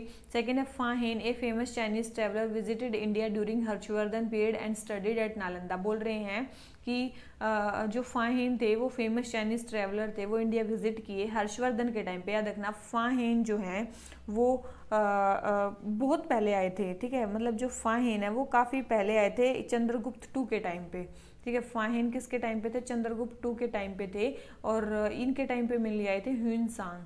कौन आए थे, इनके टाइम पे आए थे, ह्यूनसांग आए थे। तो ये स्टेटमेंट भी हमारी क्या होगी, रॉन्ग होगी, सेकंड स्टेटमेंट भी रॉन्ग होगी। थर्ड है ही defeated Chalukya king Pulakeshin second. याद रखना चालुक्य किंग पुलकेशिन सेकंड ने हर्षवर्धन को हरा दिया था, इसीलिए फेमस है ये। पुलकेशिन सेकंड क्यों फेमस है, क्योंकि इन्होंने नॉर्थ इंडियन रूलर जो हर्षवर्धन था उनको हरा दिया था। और जो नर्मदा थी वो उनकी साउदर्न बाउंड्री बन गई थी एम्पायर की, तो इसीलिए पुलकेशिन सेकंड फेमस है, याद रखना। तो चालुक्य किंग पुलकेशिन सेकंड ने इनको हराया था, इन्होंने उनको नहीं हराया था, ठीक है। तो ये थर्ड स्टेटमेंट भी हमारी क्या होगी, रॉन्ग होगी। तो तीनों ही स्टेटमेंट हमारी रॉन्ग हो गई, ठीक है। तो आंसर क्या देख लेते हैं, तीनों ही आंसर क्या दे, तीनों ही रॉन्ग है, तो हमारा आंसर क्या आ गया, डी, ठीक है। तो हमारा आंसर क्या आ गया, डी। ये समझ में आया कि पुलकेशिन सेकंड ने इनको हराया था, और पुलकेशिन सेकंड ने जो इनको हराया था ये कहाँ पे, कहीं पे लिखा गया है, यस, ये अहियोल इंस्क्रिप्शन आपने सुना होगा, उसमें ये लिखा गया है, ठीक है। अहियोल इंस्क्रिप्शन में इसका वर्णन है कि ये वहाँ पे लिखा गया है, ठीक है। और इनकी कैपिटल क्या थी, इनकी थानेसर। याद रखना इनकी कैपिटल क्या थी, थानेसर इनकी कैपिटल थी। और हर्षा ने अपनी जो कैपिटल थी उसको कन्नौज भी बनाया था, कन्नौज उन्होंने कैपिटल बनाया था, किसने, हर्षा ने अपनी कैपिटल कन्नौज बनाई थी। वैसे वर्धन डायनेस्टी की जो कैपिटल थी वो थानेसर थी, हर्षा ने कन्नौज बनाई थी, ठीक है। पहले जो हर्ष थे वो शैवाइट थे, याद रखना पहले हर्ष क्या थे, शिव जी के भक्त थे, ठीक है। पहले हर्ष शैवाइट थे, लेकिन बाद में हीनयान हीनियन बुद्धिज्म की तरफ उनका रुझान हो गया था, हीनियन बुद्धिज्म की तरफ उनका रुझान हो गया था, ठीक है। और फिर बाद में जब जब ह्यून सांग आए उन्होंने इनका जो मेन ध्यान था वो किसकी तरफ ले गए, महायान की तरफ, ठीक है, याद रखना, महायान बुद्धिज्म की तरफ। तो पहले ये शैवाइट थे, फिर ये हीनियन बुद्धिज्म की तरफ आए, और उसके बाद ह्यून सांग के इन्फ्लुएंस में आके ये महायान बुद्धिज्म की तरफ मतलब वो चले गए। याद रखना क्या बोलते हैं, हर्षवर्धन के टाइम पे एक कन्नौज असेंबली हुई थी, आपने नाम सुना होगा, कन्नौज असेंबली, बहुत इंपॉर्टेंट असेंबली है। दो चीजें बताऊंगी मैं इसमें। इनके टाइम पे एक कन्नौज असेंबली हुई थी, ये किस लिए हुई थी, ह्यून सांग को ऑनर करने के लिए, टू ऑनर ह्यून सांग, ऑनर करने के लिए, उनका सम्मान करने के लिए, ह्यून सांग का सम्मान करने के लिए कि वो उनके एडमिनिस्ट्रेशन के लिए कितने ज़्यादा इंपॉर्टेंट है, ठीक है। और सारे रिलीजियस सेक्ट के जो रिप्रेजेंटेटिव हैं उनको भी उन्होंने इनवाइट किया था, और ये जो असेंबली थी, कन्नौज असेंबली, 23 डेज तक चली थी, ठीक है, कन्नौज असेंबली। इसके अलावा आपने एक नाम सुना होगा इलाहाबाद कॉन्फ्रेंस का, इलाहाबाद कॉन्फ्रेंस, याद रखना। ये तो मेनली क्या था, हर 5 साल बाद इलाहाबाद में कॉन्फ्रेंस करता था रूटीन वर्क को देखने के लिए, ठीक है। ये इसकी रूटीन की थी, ये कॉन्फ्रेंस होती थी जो हर 5 साल के बाद हर्षा करवाते थे, ठीक है। हर्षा का एडमिनिस्ट्रेशन कैसा था, हर्षा ने कोई अलग चीज़ें नहीं ली थी, मेनली जो गुप्ताज में चलता था वही इन्होंने पूरा वो ले लिया था, मतलब वहीं से इनहेरिटेड था इनका जो एडमिनिस्ट्रेशन था हर्षा का। किससे इससे एसोसिएटेड था, किससे, गुप्ताज से मेनली था, ठीक है, याद रखना। और इनके टाइम पे क्रूअल पनिशमेंट भी दी जाती थी, वो भी इन्होंने गुप्ता से ही इनहेरिट की थी, ठीक है। और अगर बात करें देखो याद रखना, इनके टाइम पे कुछ रिकॉर्ड्स बना के रखे जाते थे उनके टाइम के, उनको बोला जाता था नीलोपेटू, ठीक है, बहुत इंपॉर्टेंट है ये टर्म। नीलोपेटू किस एडमिनिस्ट्रेशन से रिलेटेड है, पुष्यभूति डायनेस्टी से रिलेटेड है, हर्षवर्धन से रिलेटेड है। नीलोपेटू ये आर्काइव्स थे, ठीक है, आर्काइव्स थे। इनको सेव करने के लिए उन्होंने स्पेशल ऑफिसर्स को भी अपॉइंट कर रखा था, याद रखना, ठीक है। यहाँ पे ट्रेड क्या हुआ, देखो हर्षवर्धन के टाइम पे जो ट्रेड था ना वो थोड़ा डिक्लाइन कर गया था एज कम्पेयर टू गुप्ताज और उनसे, ठीक है, ट्रेड थोड़ा डिक्लाइन कर गया था। सोसाइटी जो थी वही ऑर्थोडॉक्स टाइप सोसाइटी थी, रिजिड सोसाइटी थी, ठीक है। आर्किटेक्चर की बात करें, brick temple of Lakshmana at Sirpur इन्होंने बनाया था, कौन सा, याद रखना, brick temple of Lakshmana, LAKSH, Lakshmana इन्होंने बनाया था, कहाँ पे, सिरपुर में, कहाँ पे इन्होंने बनाया था, सिरपुर में। लिटरेचर की बात करें, हरिश्चरिता कादम्बरी बाणभट्ट, ठीक है, उन्हीं के टाइम के थे, बाणभट्ट, ठीक है। तो ये कुछ इंपॉर्टेंट चीजें हैं जो मेरे को अभी इस टाइम पे याद आ रही हैं, ठीक है। नीलोपेटू, कन्नौज असेंबली, इलाहाबाद कॉन्फ्रेंस, बस यही है, ठीक है। तो ये चीज ध्यान रखना है। क्वेश्चन नंबर 14 हो गया कंप्लीट। आ जाते हैं किस पे, क्वेश्चन नंबर 15 पे। क्वेश्चन नंबर 15 के बारे में है कि बहमानी किंगडम के बारे में बात चल रही है, किसके बारे में, बहमानी किंगडम, बहुत इंपॉर्टेंट किंगडम है, ठीक है, बहमानी किंगडम। सबसे पहले बोल रहे हैं कि एक रूलर के बारे में बताना है और उसकी कुछ स्पेसिफिकेशंस बता रखी हैं। सबसे पहले है कि he was good calligraphist and poet and often composed extempore verses, ठीक है, ये था। He was contemporary of king Devaraya one, Vijayanagara empire में जब किंग देवराय वन थे उनके कंटेम्प्रेरी थे ये। He encourage pursuit of astronomy and observatory, उन्होंने ऑब्जर्वेटरी बनवाई नियर दौलताबाद, ठीक है। तो ये सारे किसके बारे में, याद रखना, ये फिरोज शाह बहमानी के बारे में, किसके बारे में, ये फिरोज शाह बहमानी के बारे में। 1419 में रूलर थे ये फिरोज शाह बहमानी, ठीक है, देवराय वन के टाइम पे थे।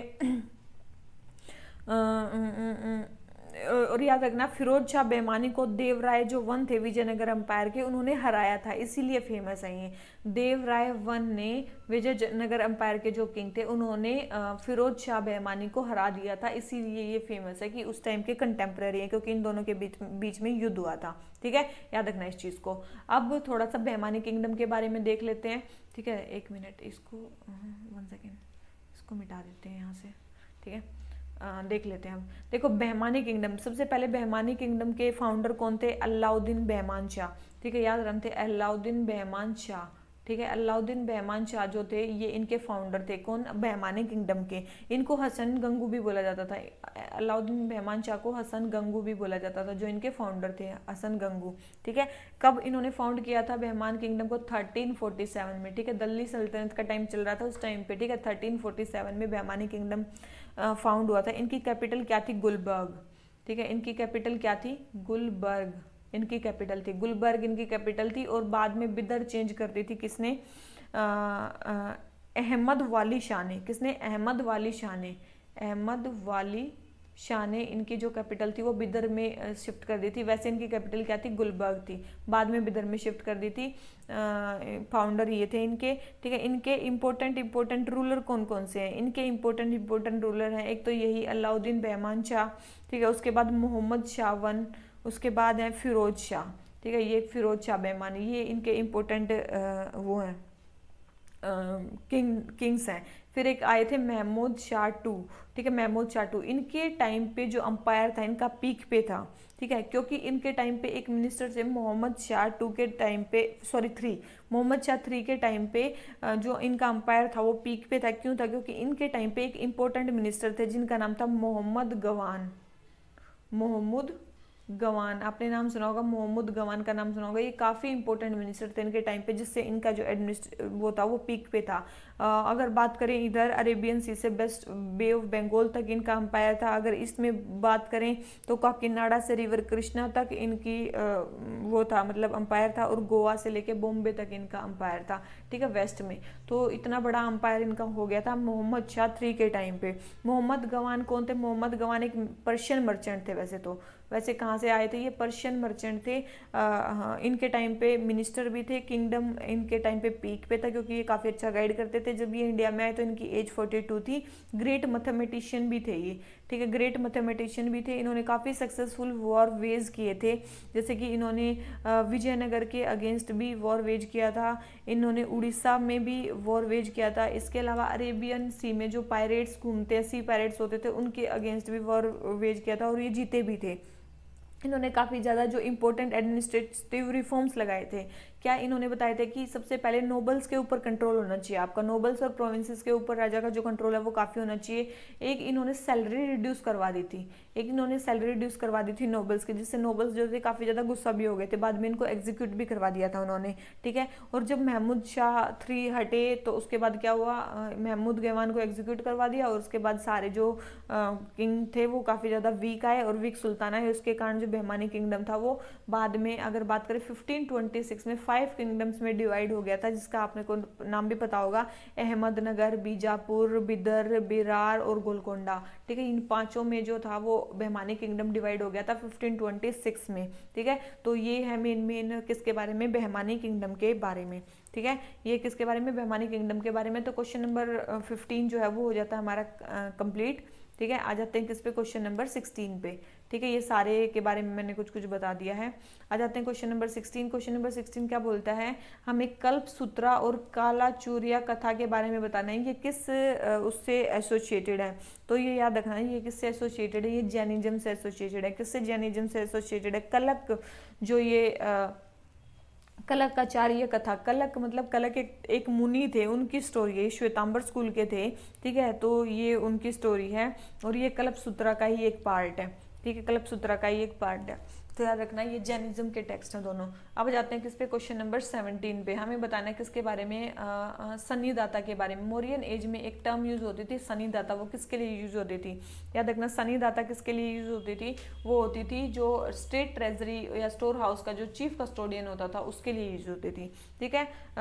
उसके लिए यूज होती थी। हाईएस्ट एग्जीक्यूटिव ऑफिसर असेसमेंट का था, उसको क्या बोलते थे? समहर्ता। उसको क्या बोलते थे? समहर्ता बोलते थे, याद रखना, समहर्ता बोलते थे। और जो चीफ कस्टोडियन होता था स्टेट ट्रेजरी का, उसको सन्निदाता बोलते थे, सन्निदाता बोलते थे, ठीक है। और तो क्या था? जो जस्टिस था, जज को क्या बोलते थे? धर्माधिकारीन। क्या बोलते थे? धर्माधिकारीन, धर्माधिकारीन, ठीक है, धर्माधिकारीन बोलते थे। और बस यही थे मेन तो डिस्ट्रिक्ट एडमिनिस्ट्रेशन के हेड को क्या बोला जाता था? हेड ऑफ डिस्ट्रिक्ट को बोला जाता था राजूकाज। आपने नाम सुना होगा, राजूकाज। डिस्ट्रिक्ट एडमिनिस्ट्रेशन के हेड को बोला जाता था। और उनके नीचे क्या होते थे? युक्ताज। उनके नीचे होते थे युक्ताज, राजूकाज होते थे जो हेड ऑफ डिस्ट्रिक्ट होता था, ठीक है। ग्रामीणी, आपने नाम सुना होगा, ग्रामणी तो आप समझिए गए, हेड ऑफ द विलेज को बोलते थे। अमात्यास क्या होते थे? जो सबऑर्डिनेट कोर्ट में जो जज होते थे, सबऑर्डिनेट कोर्ट में जो जज होते थे उसको क्या बोला जाता था? अमात्यास, ठीक है, उनको क्या बोला जाता था? अमात्यास। और जो मेनली जो ट्रेड को जो मेनली कंट्रोल करते थे, रिटेल या होलसेल कैसा भी था, गुड्स का जो ट्रेड होता था उसको जो कंट्रोल करते थे, वेट्स एंड मीजर को जो कंट्रोल करते थे, उनको क्या बोला जाता था, याद रखना, उनको बोला जाता था अध्यक्षास। अध्यक्षास उनको क्या बोला जाता था, अध्यक्षास बोला जाता था उनको, जो वेट्स एंड मीजर्स को कंट्रोल करते थे और जो मेनली गुड्स के जो सप्लाई है उसको जो वो करते थे, ठीक है। और शहर किसके अंदर होते थे, टाउन्स किसके अंदर होते थे, नगरिका के अंदर, नगरिकास के अंदर होते थे शहर, नगरिकास, ठीक है।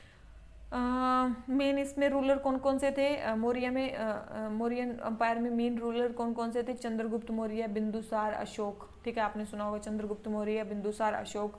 इसके अलावा आर्किटेक्चर इन्होंने क्या क्या बनाए थे, पिलर्स बनाए थे इन्होंने, स्तूपास बनाए थे इन्होंने, केव्स बनाई थी इन्होंने, मेनली तो यही बनाए थे।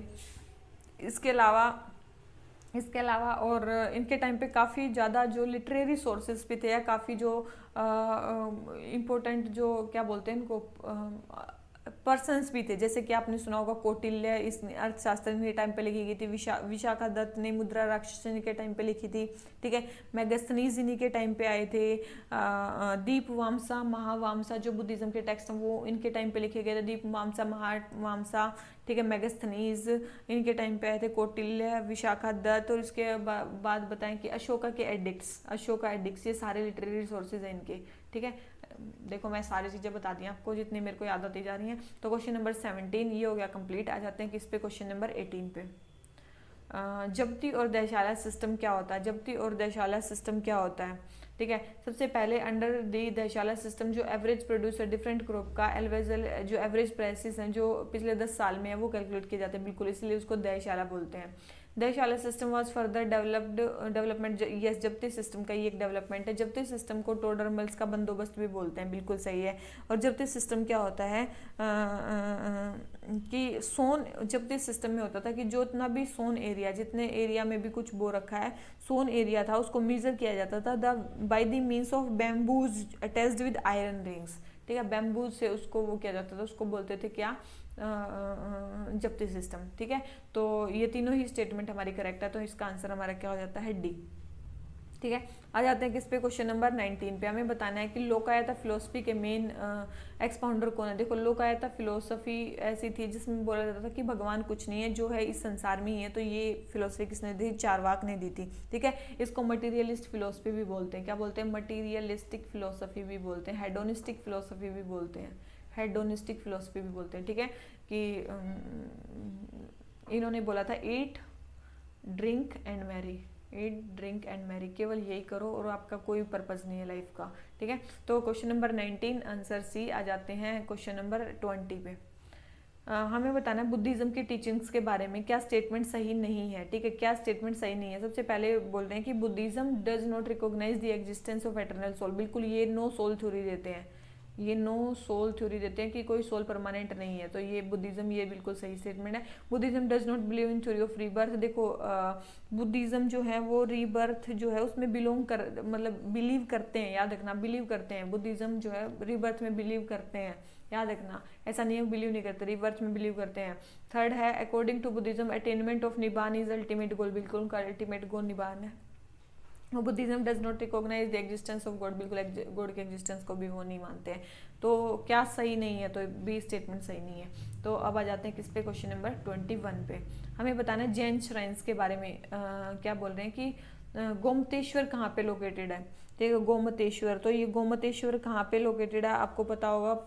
गोमतेश्वर लोकेटेड है कहाँ पे, ये लोकेटेड है हमारी कर्नाटका में। कहाँ लोकेटेड है, कर्नाटका में। और कर्नाटका में कौन सी जगह है, श्रवण बेलागोला, ठीक है, श्रवण बेलागोला यहाँ पे लोकेटेड है। यहाँ पे एक किंग भी आए थे, मेरे को ध्यान नहीं आ रहा, जिनकी डेथ हुई थी यहाँ पे आके, चलो बाद में देखते हैं, ठीक है। गोमतेश्वर का जो स्टैचू है वो यहाँ पे है श्रवण बेलागोला में। और यहाँ पे एक ग्रेनाइट का स्टैचू बना हुआ है, किसका, लॉर्ड बाहुबली का।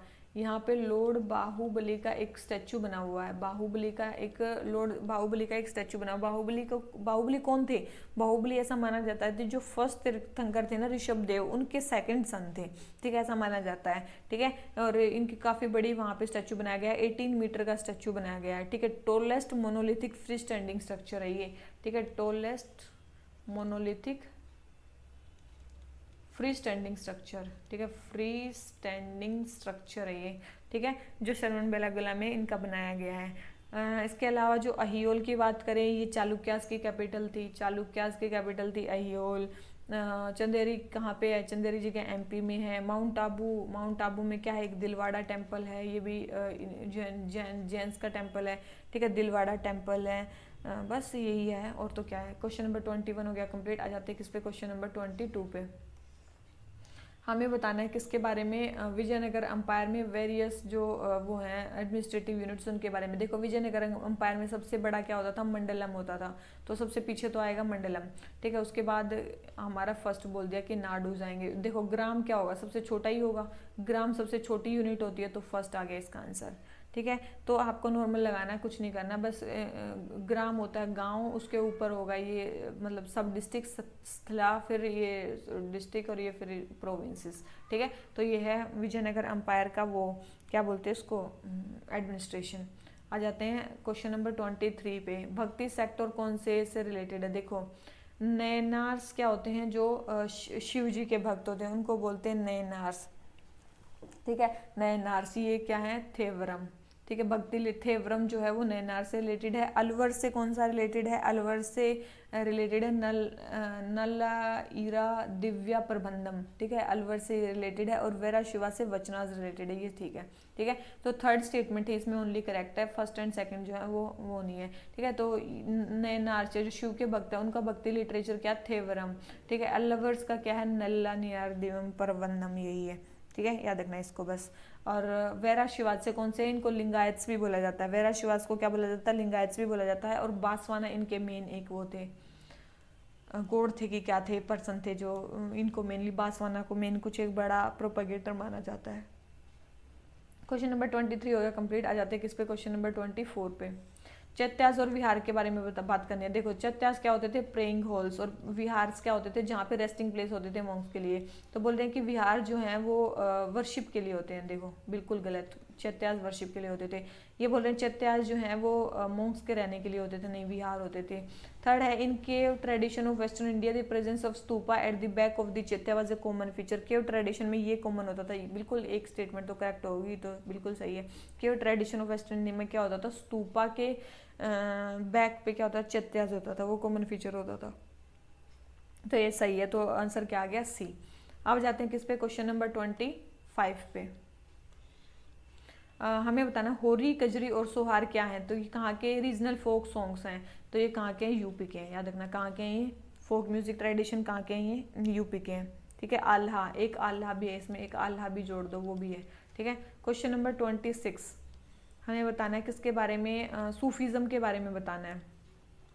बोल रहे हैं कि Sufis are the saints who travelled all over the world to spread the prowess of caliphate. देखो याद रखना सूफीज ऐसे सेंट होते थे जो घूमे तो थे, लेकिन वो जो खलीफा था उसके अगेंस्ट थे, उनके इंस्ट्रक्शन को वो नहीं मानते थे सूफीज, ठीक है। तो उनकी को स्प्रेड करने के लिए नहीं थे, उनकी बड़ाई करने के लिए सूफीज नहीं जाते थे कहीं भी, ठीक है, याद रखना। तो उनके तो अगेंस्ट होते खलीफ्स के। सेकंड है they establish rules for spiritual conduct and interaction between inmates as well as between lay persons and the masters in Sufi khanqahs. और थर्ड बोल रहे हैं Qalandars, Madaris, Malangs, Haidaris are some of the Sufis who compiled all the sharias laws and propagated the same. देखो ये शरिया law को मानते ही नहीं थे।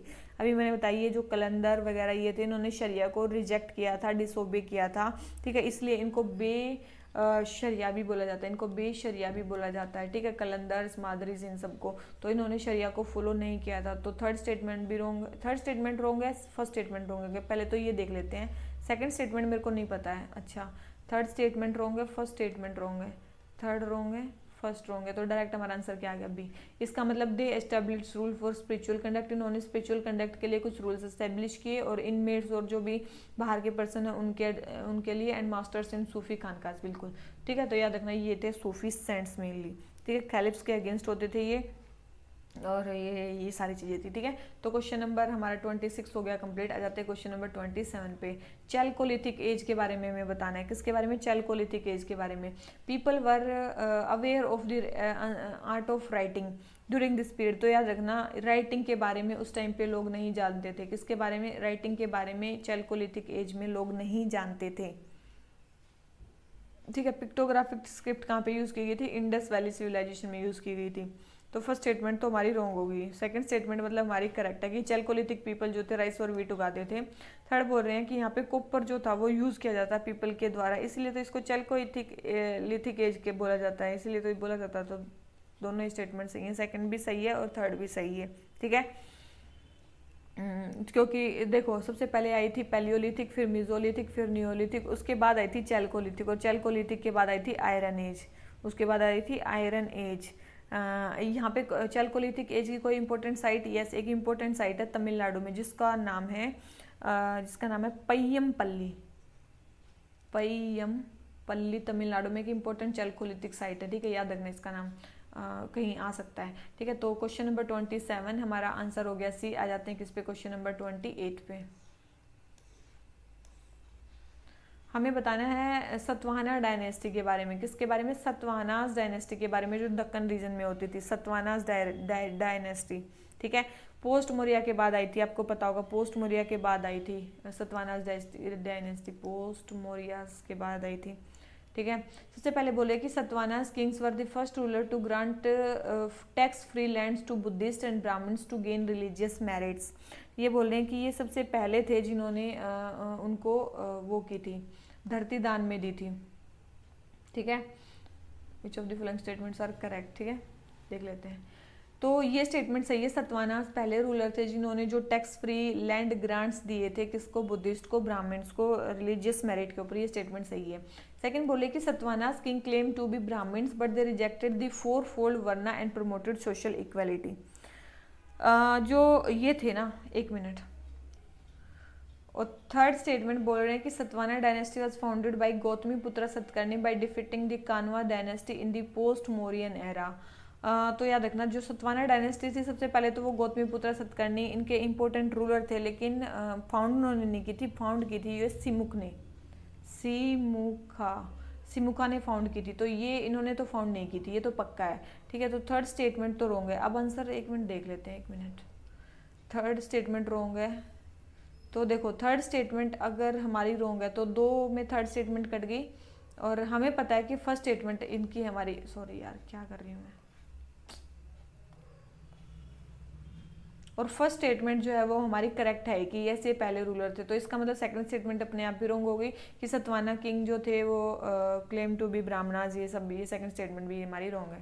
ठीक है, सेकंड स्टेटमेंट भी हमारी रॉन्ग है। सोशल इक्वलिटी वहाँ पे मतलब फोर फोल्ड वर्नास होते थे वहाँ पे। ठीक है, याद रखना वहाँ पे सोसाइटी ऐसे ही डिवाइडेड थी, सोशल इक्वलिटी नहीं थी। ठीक है, तो याद रखना सतवाहनास कोई वैसे नहीं थे। तो याद रखना फर्स्ट स्टेटमेंट सही है, सेकंड एंड थर्ड स्टेटमेंट हमारी रॉन्ग है। तो इसका आंसर हमारा क्या हो गया? इसका आंसर हमारा हो गया ए। केवल ए ही स्टेटमेंट इसमें जो है वो हमारी करेक्ट है। ठीक है। और इनको और किस नाम से जाना जाता था? इनको आंध्राज के नाम से भी जाना जाता था। किसके नाम से? आंध्राज। सतवाहनास को आंध्राज के नाम से भी जाना जाता था। ठीक है। इसके अलावा इनके इंस्क्रिप्शन कहाँ पे मिलते हैं? नासिक और नासिक और नानागढ़ इंस्क्रिप्शन में इनके रेन के बारे में, या गौतमी पुत्रा जो सतकर्णी है उनके रूल के बारे में बताया गया है। किसमें? नासिक और नानागढ़ जो इंस्क्रिप्शन है उनमें गौतमी पुत्रा सतकर्णी के बारे में बताया गया। फाउंडर मैंने बता दिया सिमुक थे। उनके बाद देखो फाउंडर सिमुक थे, उनके बाद कौन रूलर आए थे यहाँ पे? उनके बाद आए थे कृष्णा। उसके बाद कौन आए थे? कृष्णा। उसके बाद कौन आए थे? श्री सतकर्णी। उसके बाद आए थे श्री सतकर्णी। उसके बाद कौन आए थे? हाला। 17th रूलर थे हाला। हाला कौन से थे? 17th रूलर थे, याद रखना हाला 17th रूलर थे। उसके बाद हाला ने एक बुक भी लिखी थी, याद रखना हाला एक इंपॉर्टेंट रूलर थे, उन्होंने एक बुक लिखी थी, बहुत फेमस बुक थी जिसका नाम था गाथा सप्तशती। गाथा सप्तशती। ठीक है, याद रखना गाथा सप्तशती एक इंपॉर्टेंट बुक थी जो हाला ने लिखी थी। ये 17th इंपॉर्टेंट रूलर थे यहाँ के। इसको सतसई भी बोला जाता है। ठीक है, सप्तसई या सतसई भी बोला जाता है, सतसई। इस बुक को गाथा सप्तसई को सतसई बुक भी बोला जाता है। ठीक है, 700 वर्ड्स अप्रोक्स प्राकृत लैंग्वेज में ये प्रिपेयर की थी हाला ने। ठीक है। इनके गौतमीपुत्र सतकर्णी मैंने बता दिया, सबसे इंपॉर्टेंट रूलर थे इनके गौतमीपुत्र सतकर्णी। इन्होंने अप्रोक्स 24 ईयर्स रूल किया था। 106 से लेके 130 AD तक इन्होंने मेनली रूल किया था, ठीक है। वोल दक्कन को इन्होंने कैप्चर कर लिया था, जैसे कि, और याद रखना इन्होंने मालवा को भी कैप्चर कर लिया था, किससे छीन के, नागपन्ना से। नागपन्ना से इन्होंने मालवा को भी छीन लिया था, नागपन्ना से इन्होंने मालवा को भी छीन लिया था, तो मालवा को भी इन्होंने छीन लिया था, ठीक है। ब्राह्मणिज्म को इन्होंने पेट्रोनाइज किया था, बुद्धिस्ट को भी इन्होंने लैंड डोनेट की थी। और गौतमीपुत्र सतकर्णी के पुत्र थे वशिष्ठ पुत्र इनका नाम था वशिष्ठ पुत्र पुल्लमयी, ठीक है, वशिष्ठ पुत्र पुल्लमयी, ठीक है। इनके एक पुत्र थे वशिष्ठ पुत्र पुल्लमयी। इन्होंने अपने एम्पायर को नीचे साउथ में कृष्णा रिवर तक एक्सटेंड कर दिया था। इन्होंने अपने इमेज के जो थे कॉइन्स भी वो किए थे जिस पर शिप छपा हुआ था, ठीक है। इन्होंने कॉइन्स भी ऐसे वो किए थे, जहाँ कॉइन्स भी ऐसे निकाले थे जिस पे शिप छपे हुए थे, इससे इनकी नेवल पावर के बारे में पता चलता है, ठीक है। इकोनॉमिक कंडीशंस सतवाहना डायनेस्टी की कैसी थी, यहाँ पे गिल्ड्स बने हुए थे। गिल्ड्स मतलब जो ट्रेड करने के लिए काफ़ी ज़्यादा ऑर्गेनाइजेशंस बनी हुई थी ट्रेडर्स की। इनके टाइम पे सिल्वर कॉइन्स चलते थे जिनको करसा पन्ना भी बोला जाता था, करसा पन्ना भी बोला जाता था, जहाँ पे सिल्वर कॉइन्स चलते थे, ठीक है। बहुत सारे पोर्ट्स थे यहाँ पे, पोर्ट्स से ये ट्रेड करते थे, जिसमें पटोलैमी एक इम्पोर्टेंट थे। उनके वो मेंशन करते हैं कि यहाँ पे काफ़ी सारे पोर्ट्स थे, जैसे कि कल्याणी पोर्ट वेस्ट में थे, ठीक है, जैसे कि कल्याणी पोर्ट वेस्ट में था एक, ठीक है। इसके अलावा गंजम पोर्ट ईस्ट में, गंजम पोर्ट एक ईस्ट में था, इनका इंपॉर्टेंट पोर्ट था। एक था गंदा का सेला, ये गंदा का सेला गंजम ये ईस्ट में पोर्ट थे, कल्याणी वेस्ट में पोर्ट था। ये कुछ इंपॉर्टेंट पोर्ट थे यहाँ के जो प्टोलेमी ने बताया कि सतवाहना डायनेस्टी के टाइम पे थे, ठीक है। तो ये है कुछ चीज़ें जो मैंने सतवाहना डायनेस्टी के बारे में बताई, किसने इसको सिमुक ने फाउंडर किया। इसके बाद ये हाला ने एक इंपॉर्टेंट बुक लिखी है सतसैया गथा सप्तसई, ठीक है। इंपॉर्टेंट रेनर थे गौतमीपुत्र सतकर्णी। उसके बाद उनके पुत्र हुए क्या था ये, वशिष्ठ पुत्र पुल्लमयी, ठीक है। और ये वो सारी चीज़ें मैंने बता दी हैं। क्वेश्चन नंबर ये हो गया कंप्लीट। आ जाते हैं क्वेश्चन नंबर नेक्स्ट पे। संगम टेक्स्ट के बारे में हमें बताना है, कौन सी चीज़ क्या क्या है, ठीक है, कौन सी चीज़ क्या क्या है। सबसे पहले है कि तोल का पीएम क्या है, देखना। तोल का पीएम में ग्रामर है एंड पोएटिक्स है, ठीक है। तोल का पीएम ग्रामर और पोएटिक्स है। थिरुकुरल क्या है, थिरुकुरल एक फिलोसॉफी और वाइज मैक्सिमन है। और मनी मेकलाई क्या, याद रखना, ये तो यही है। Adventures of Kovalam and Madhavi's dog, Kovalam और माधवी की बेटी के एडवेंचर्स हैं इसमें, मनी मेकलाई में, ठीक है। तो तीनों ही स्टेटमेंट ये हैं, हाँ, ठीक है। तो फर्स्ट एंड सेकंड रॉन्ग हो गई हमारे, और थर्ड स्टेटमेंट करेक्ट हो गई, तो केवल थर्ड ही करेक्ट है। तो आंसर क्या आ गया हमारा, सी, ठीक है। वैसे तोल का पीएम लिखी किसने, तोल का पीआर ने लिखी है, ठीक है। तोल का पीएम किसने लिखी है, तोल का पीआर ने लिखी है। इसके अलावा भी काफ़ी सारे वो हैं इसमें। और ये थिरुकुरल किसने लिखी है, थिरुवल्लुवर ने लिखी है। किसने लिखी है, थिरुवल्लुवर ने लिखी है, ठीक है। मनी मेकलाई किसने लिखी है, मनी मेकलाई लिखी है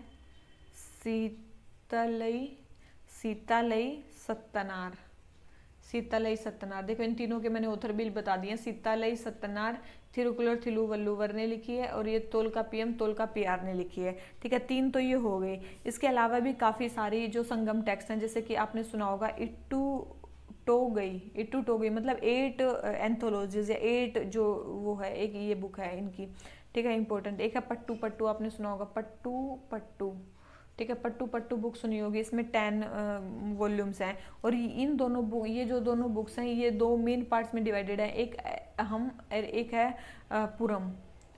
अहम क्या है, लव स्टोरीज हैं, कुछ तो इसमें लव स्टोरी है और कुछ वेलोर की स्टोरीज हैं इसमें, ठीक है। तो अहम और पुरम में मेनली ये दोनों किताबें हैं, ये डिवाइडेड हैं, इट्टूगई और पट्टू, ठीक है। ये मैंने बता दिया। इसके अलावा यहाँ की एक और फेमस बुक है जिसका नाम है पथिनेनकिल कनक्कू, ठीक है, कनक्कू, पथिनेनकिल कनक्कू। ये क्या है, एक एथिक्स एंड मोरल्स के ऊपर बुक है, याद रखना, एथिक्स एंड मोरल्स के ऊपर बुक्स है। और इसमें 18 वर्क्स हैं और इसमें ये एथिक्स एंड मोरल्स के ऊपर बुक है, ठीक है। एक आपने सुना होगा सिल्लापट्टीगरम सिल्लापट्टीगरम, सिल्लापट्टीगरम, ये भी संगम के टाइम की एक बुक है। सिल्लापट्टीगरम ये इलैंगो एडिगल ने लिखी है। किसने लिखी है? इलैंगो एडिगल ने लिखी है। ठीक है भाई, ये नाम अजीब से हैं, आप देख लेना। ठीक है, सिल्लापट्टीगरम इलैंगो एडिगल ने लिखी है। पत्थीनैनिकल ये जो है ये एथिक्स एंड मोरल्स की बुक है। 18 वर्क्स हैं इसमें। बस ये हो गया सारा। ठीक है, इतना ही मैं बता सकती हूँ। और बस इतना ही है। ठीक है, तो ये हो गया क्वेश्चन नंबर हमारा जो भी था कंप्लीट हो गया। आ जाते हैं नेक्स्ट क्वेश्चन पे। हाँ, क्वेश्चन नंबर 29 अब आ गया क्वेश्चन नंबर 30 पे। क्वेश्चन नंबर 30 हमें क्या बोलता है? In the context of Sarnath school of sculpture, Sarnath school of sculpture के बारे में हमें बताना है। सारनाथ स्कूल ऑफ स्कल्पचर के बारे में बताना है, सीटेड बुद्धा के बारे में। इट रिप्रेजेंट धर्म चक्र परिवर्तन, यहाँ पे धर्म चक्र परिवर्तन दिखाया गया है, तो बिल्कुल सही यहाँ पे दिखाया गया है। बुद्धा जो है वो एक सीट पे बैठे हुए हैं पद्मासन पे, बिल्कुल। The roundness of cheeks is similar to earlier images from Kushan, देखो कुषाण पीरियड से इनकी जो राउंडनेस ऑफ चिक्स है वो कम है। ठीक है, राउंडनेस ऑफ चिक्स जितनी कुषाण के टाइम पे थी मथुरा में, वहाँ पे उतनी नहीं है, उससे कम है। ठीक है, तो याद रखना राउंडनेस ऑफ चिक्स उतनी नहीं है। तो थर्ड स्टेटमेंट रॉन्ग है, first and second statement correct है। तो आंसर हमारा क्या आ गया? डी। ठीक है, ये देखो भाई, ये हैं सीटेड बुद्धा जो सारनाथ में बैठे हुए हैं। ये धर्म चक्र परिवर्तन को शो कर रहे हैं। ठीक है, पद्मासन में ये मेनली बैठे हुए हैं। और राउंडनेस ऑफ चिक्स इनकी उतनी ज़्यादा नहीं है जितनी मेनली इनकी होती है वैसे जो कुषाण टाइम पे बनते थे। ठीक है, तो याद रखना ये है इम्पोर्टेंट इमेज जो वहाँ पे बनी हुई है। कहाँ पे? सारनाथ में। ठीक है, तो हमारा जो ये क्वेश्चन नंबर 30 हो जाता है कंप्लीट। आ जाते हैं क्वेश्चन नंबर 31 पे। हमें बताना है कि इंडिया में एक रिच ट्रेडिशन है किसकी? पपेट्स की। ठीक है, ये बोल रहे हैं स्ट्रिंग पपेट्स की। तो हमें बताना है कि इसमें से स्ट्रिंग पपेट्री कौन कौन सी। देखो आपको भाई मैंने बताई थी कि 4 टाइप की पपेट्री होती हैं। अगर आपने वो 4 टाइप की पपेट्री रट ली तो आपको याद रहेंगी कि कौन सी पपेट्री कौन सी है। ठीक है, एक बार देख भी लेते हैं। ठीक है, एक बार मैं फिर से लिखवा देती हूँ, 1 सेकेंड। ठीक है, 4 टाइप की पपेट्री हैं। ठीक है, 4 टाइप की पपेट्री हैं, उसमें से कौन कौन सी हैं? 1 2 3 एंड 4। ठीक है, सबसे पहले आती है हमारी ग्लव पपेट्री। कौन सी आती है हमारी? सबसे पहले आती है हमारी ग्लव पपेट्री। वो कहाँ है? देखो सबसे पहले ग्लव में भी तीन नाम मैं लिखवाऊंगी। ठीक है, ग्लव में 3 नाम है। कौन कौन से? सबसे पहले है पावाकोथू। ठीक है, पावाकोथू। ठीक है, मैं स्पेलिंग बिल्कुल गलत लिख रही हूँ। ठीक है, अब मैं बस नाम बताने के लिए बता रही हूँ। ठीक है, पावाकोथू ये कहाँ पे पाई जाती है? केरला में पाई जाती है। ठीक है, दूसरी है यहाँ पे सखी कुंडई नाटा, ये कहाँ पे है? उड़ीसा में। ये कहाँ पे है? उड़ीसा में पाई जाती है ये पपेट्री। और एक है बैनी पुतुल, एक है बैनी पुतुल, ये कहाँ पाई जाती है? ये बैनी पुतुल बंगाल में पाई जाती है। कहाँ पे? बंगाल में पाई जाती है। 3 ये होगी। ठीक है, केरला, उड़ीसा, बंगाल, ये कहाँ पे पाई जाती है? Glove puppetry. अब एक है हमारी रोड पपेट्री। ठीक है, एक हमारी रोड पपेट्री। रोड पपेट्री में क्या क्या आती हैं? एक आता है हमारा पुतुल नाच। रोड पपेट्री में आता है एक पुतुल नाच, ये कहाँ पे आता है? वेस्ट बंगाल में। ठीक है, एक हमारा आता है काठी कांधी, काठी कांधी, ये कहाँ पे आता है हमारा? ये आता है हमारा उड़ीसा में। काठी कांधी कहाँ पे आता है? उड़ीसा में। इसके अलावा एक आता है हमारा यमपुरी, यमपुरी, ये कहाँ पे आता है? बिहार में। और ये कौन सी पपेट्री है? रोड पपेट्री है। देखो मैं बता रही हूँ ये कौन सी पपेट्री है? रोड पपेट्री है। इसके अलावा फिर आती है हमारी एक शैडो पपेट्री। कौन सी आती है? एक शैडो पपेट्री होती है। ठीक है, शैडो पपेट्री। शैडो पपेट्री में 6 मेन नाम से। ठीक है, 6 मेन नाम है। कौन कौन से हैं? एक तो है थोलू बोमलाता, थोलू बोमलाता। ये थोलू बोमलाता कहाँ पे है? आंध्रा में। कहाँ पे है ये थोलू बोमलाता? आंध्रा में है। एक है तोगालू गोम्बेयता, तोगालू गोम्बेयता, ये कहाँ पे है? ये कर्नाटका में है। ये कहाँ पे है? कर्नाटका में है। इसके अलावा एक है हमारा थोलू बोमलत्तम, एक है थोलू बोमालत्तम। ये लत्ता था, ये लत्तम है। ठीक है, लत्तम कहाँ पे पाया जाता है? तमिलनाडु में। और लत्ता कहाँ पे पाया जाता है? आंध्रा में। ठीक है, एक है रावण छाया, एक है रावण छाया। रावण छाया कहाँ पे है? उड़ीसा में। कहाँ पे है रावण की छाया? उड़ीसा में। ठीक है।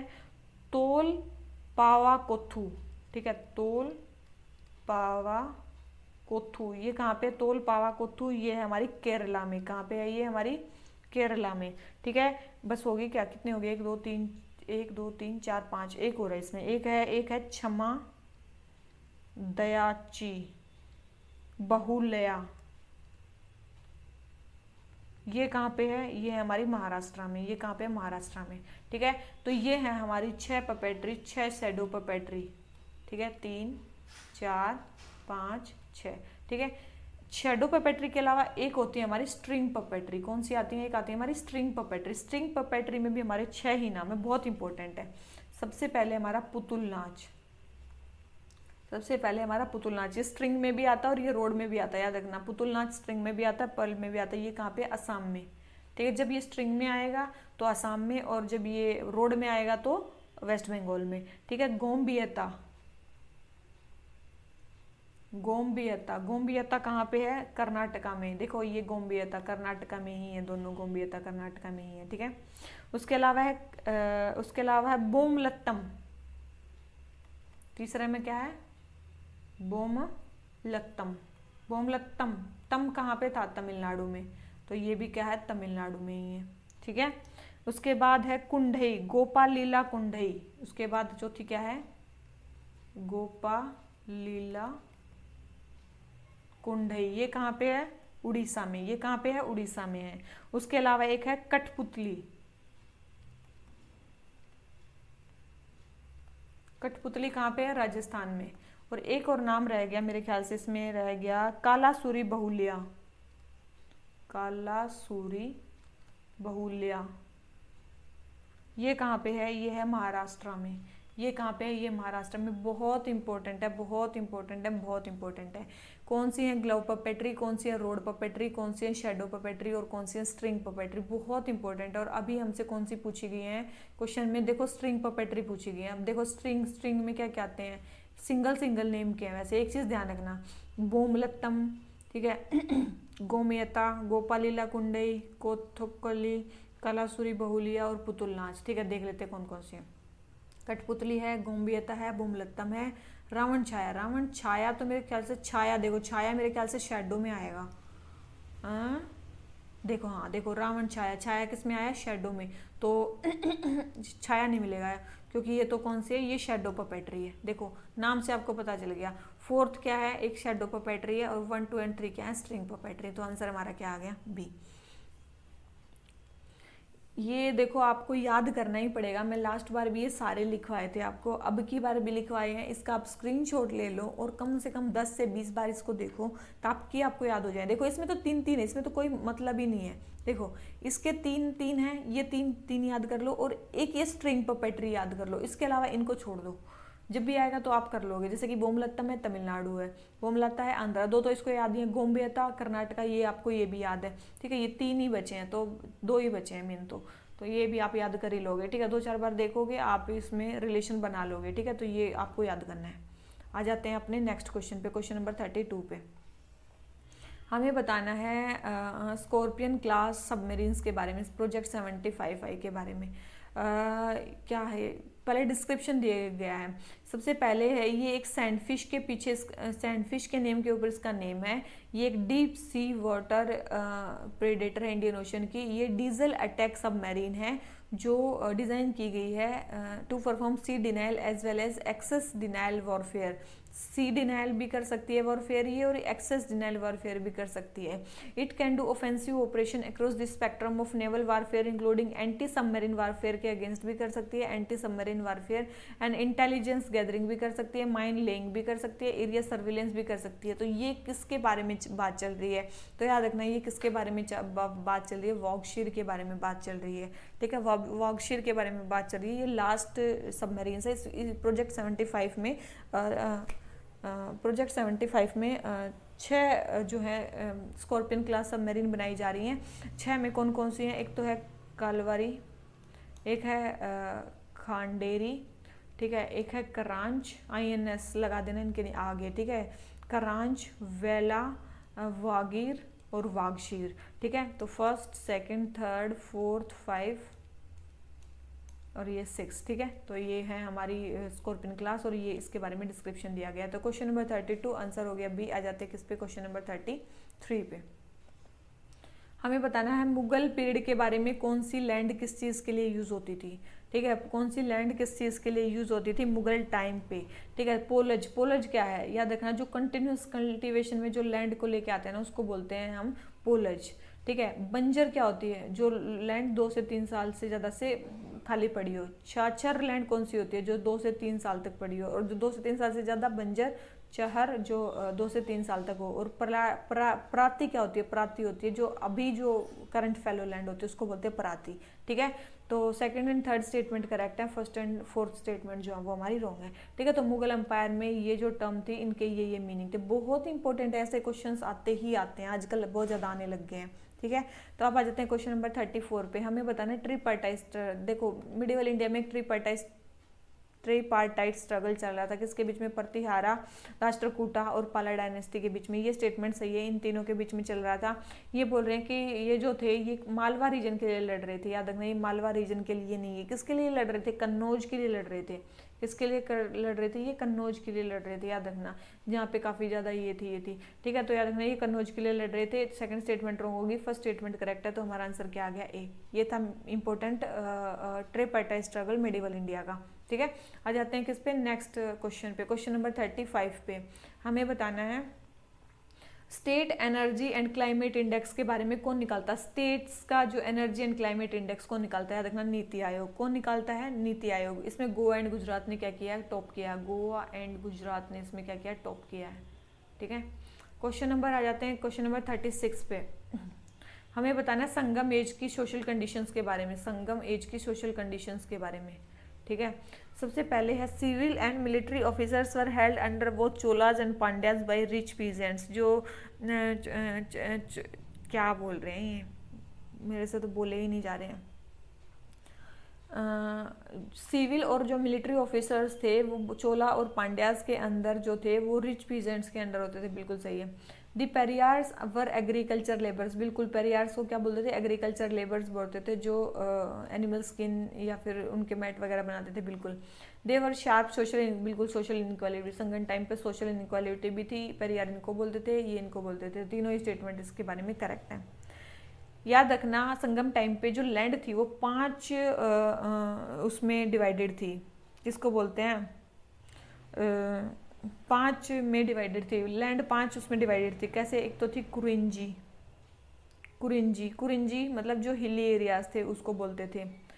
मुल्लई, मुल्लई किसको बोलते थे, जो पेस्टोरल लैंड होती थी, जो पास्चर्स के लिए होती थी उसको बोलते थे। उसके बाद एक थी मरुदम, मरुदम कौन सी लैंड होती थी, जो एग्रीकल्चर, जिसपे एग्रीकल्चर करते थे। नेडल, नेडल कौन सी लैंड होती थी, ये होती थी कोस्टल लैंड। कौन सी होती थी, कोस्टल लैंड को नेडल लैंड बोलते थे। एक होती पलाई, पलाई लैंड किसको बोलते थे, जो डेजर्ट, जो खाली पड़ी, जो मंजर जमीन को बोलते थे पलाई। ठीक है, ये 5 टाइप में लैंड जो डिवाइडेड थी।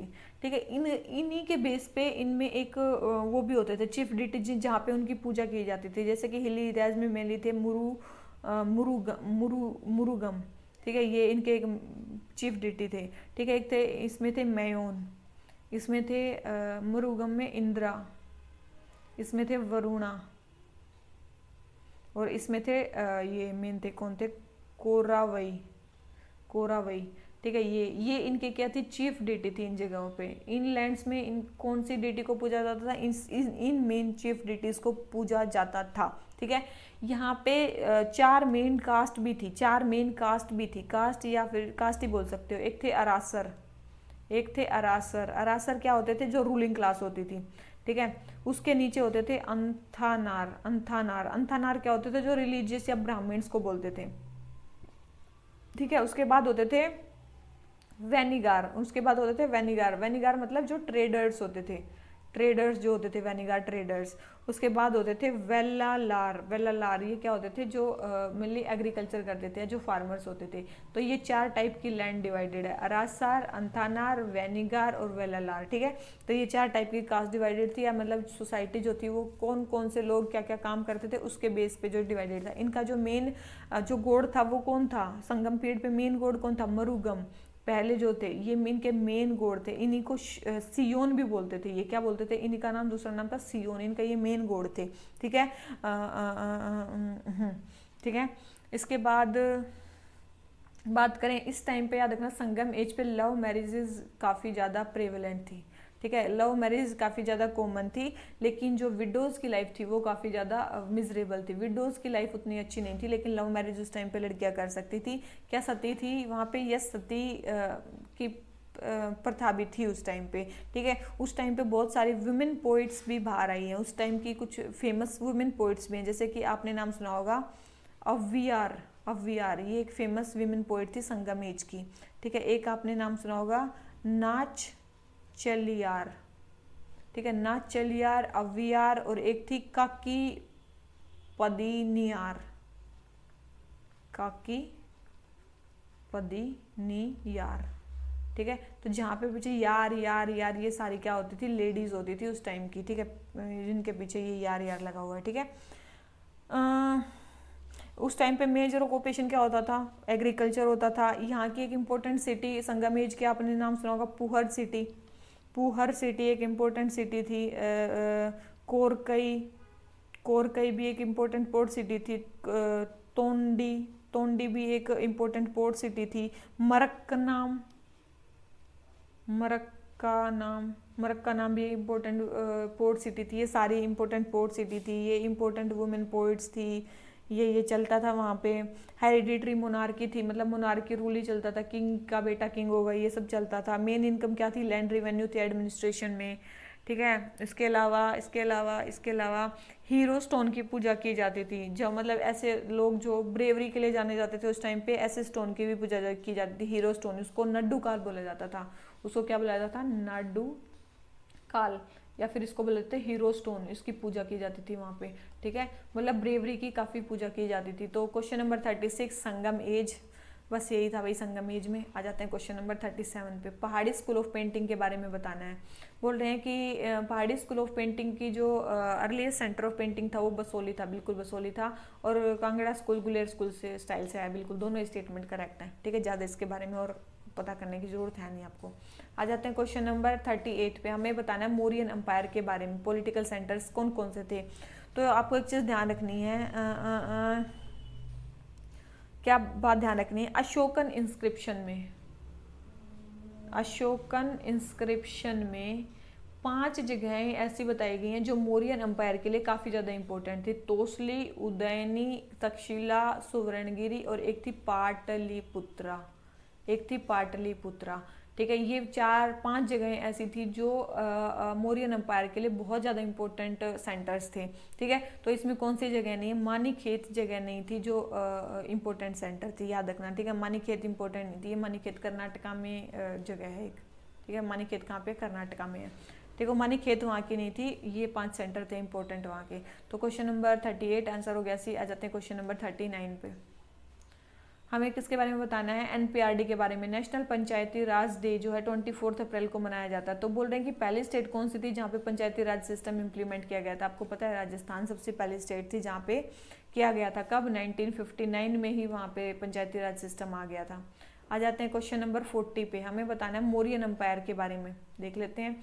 सबसे पहले मौर्यन एम्पायर बोल रहे हैं चंद्रगुप्त जो है मौर्य, उन्होंने फाउंड किया था। ये बिल्कुल सही स्टेटमेंट है, चंद्रगुप्त मौर्य ने फाउंड किया था। इनको 322 बीसी में से 298 बीसी तक इन्होंने राज किया था। ठीक है, the Sudarshana lake at Girnar was build during the Maurya, बिल्कुल सुदर्शना लेक उसी टाइम पे बना था। और third Mauryan dynasty was succeeded by Shunga dynasty, बिल्कुल मौर्यन डायनेस्टी के बाद कौन सी डायनेस्टी आई थी, शुंगा डायनेस्टी आई थी। तीनों ही स्टेटमेंट हमारी जो है वो करेक्ट है। तो आंसर हमारा क्या आ गया, डी।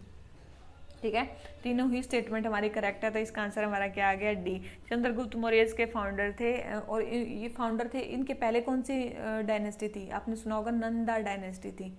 धनानंद को हरा के चंद्रगुप्त मौर्य ने वो किया था। ठीक है, कौटिल्य ने उनकी हेल्प की थी, आपको याद हो, ठीक है। और हाँ, एक चीज़ ध्यान रखना बहुत इंपॉर्टेंट है, चंद्रगुप्त मौर्य के बारे में कुछ कुछ चीज़ें।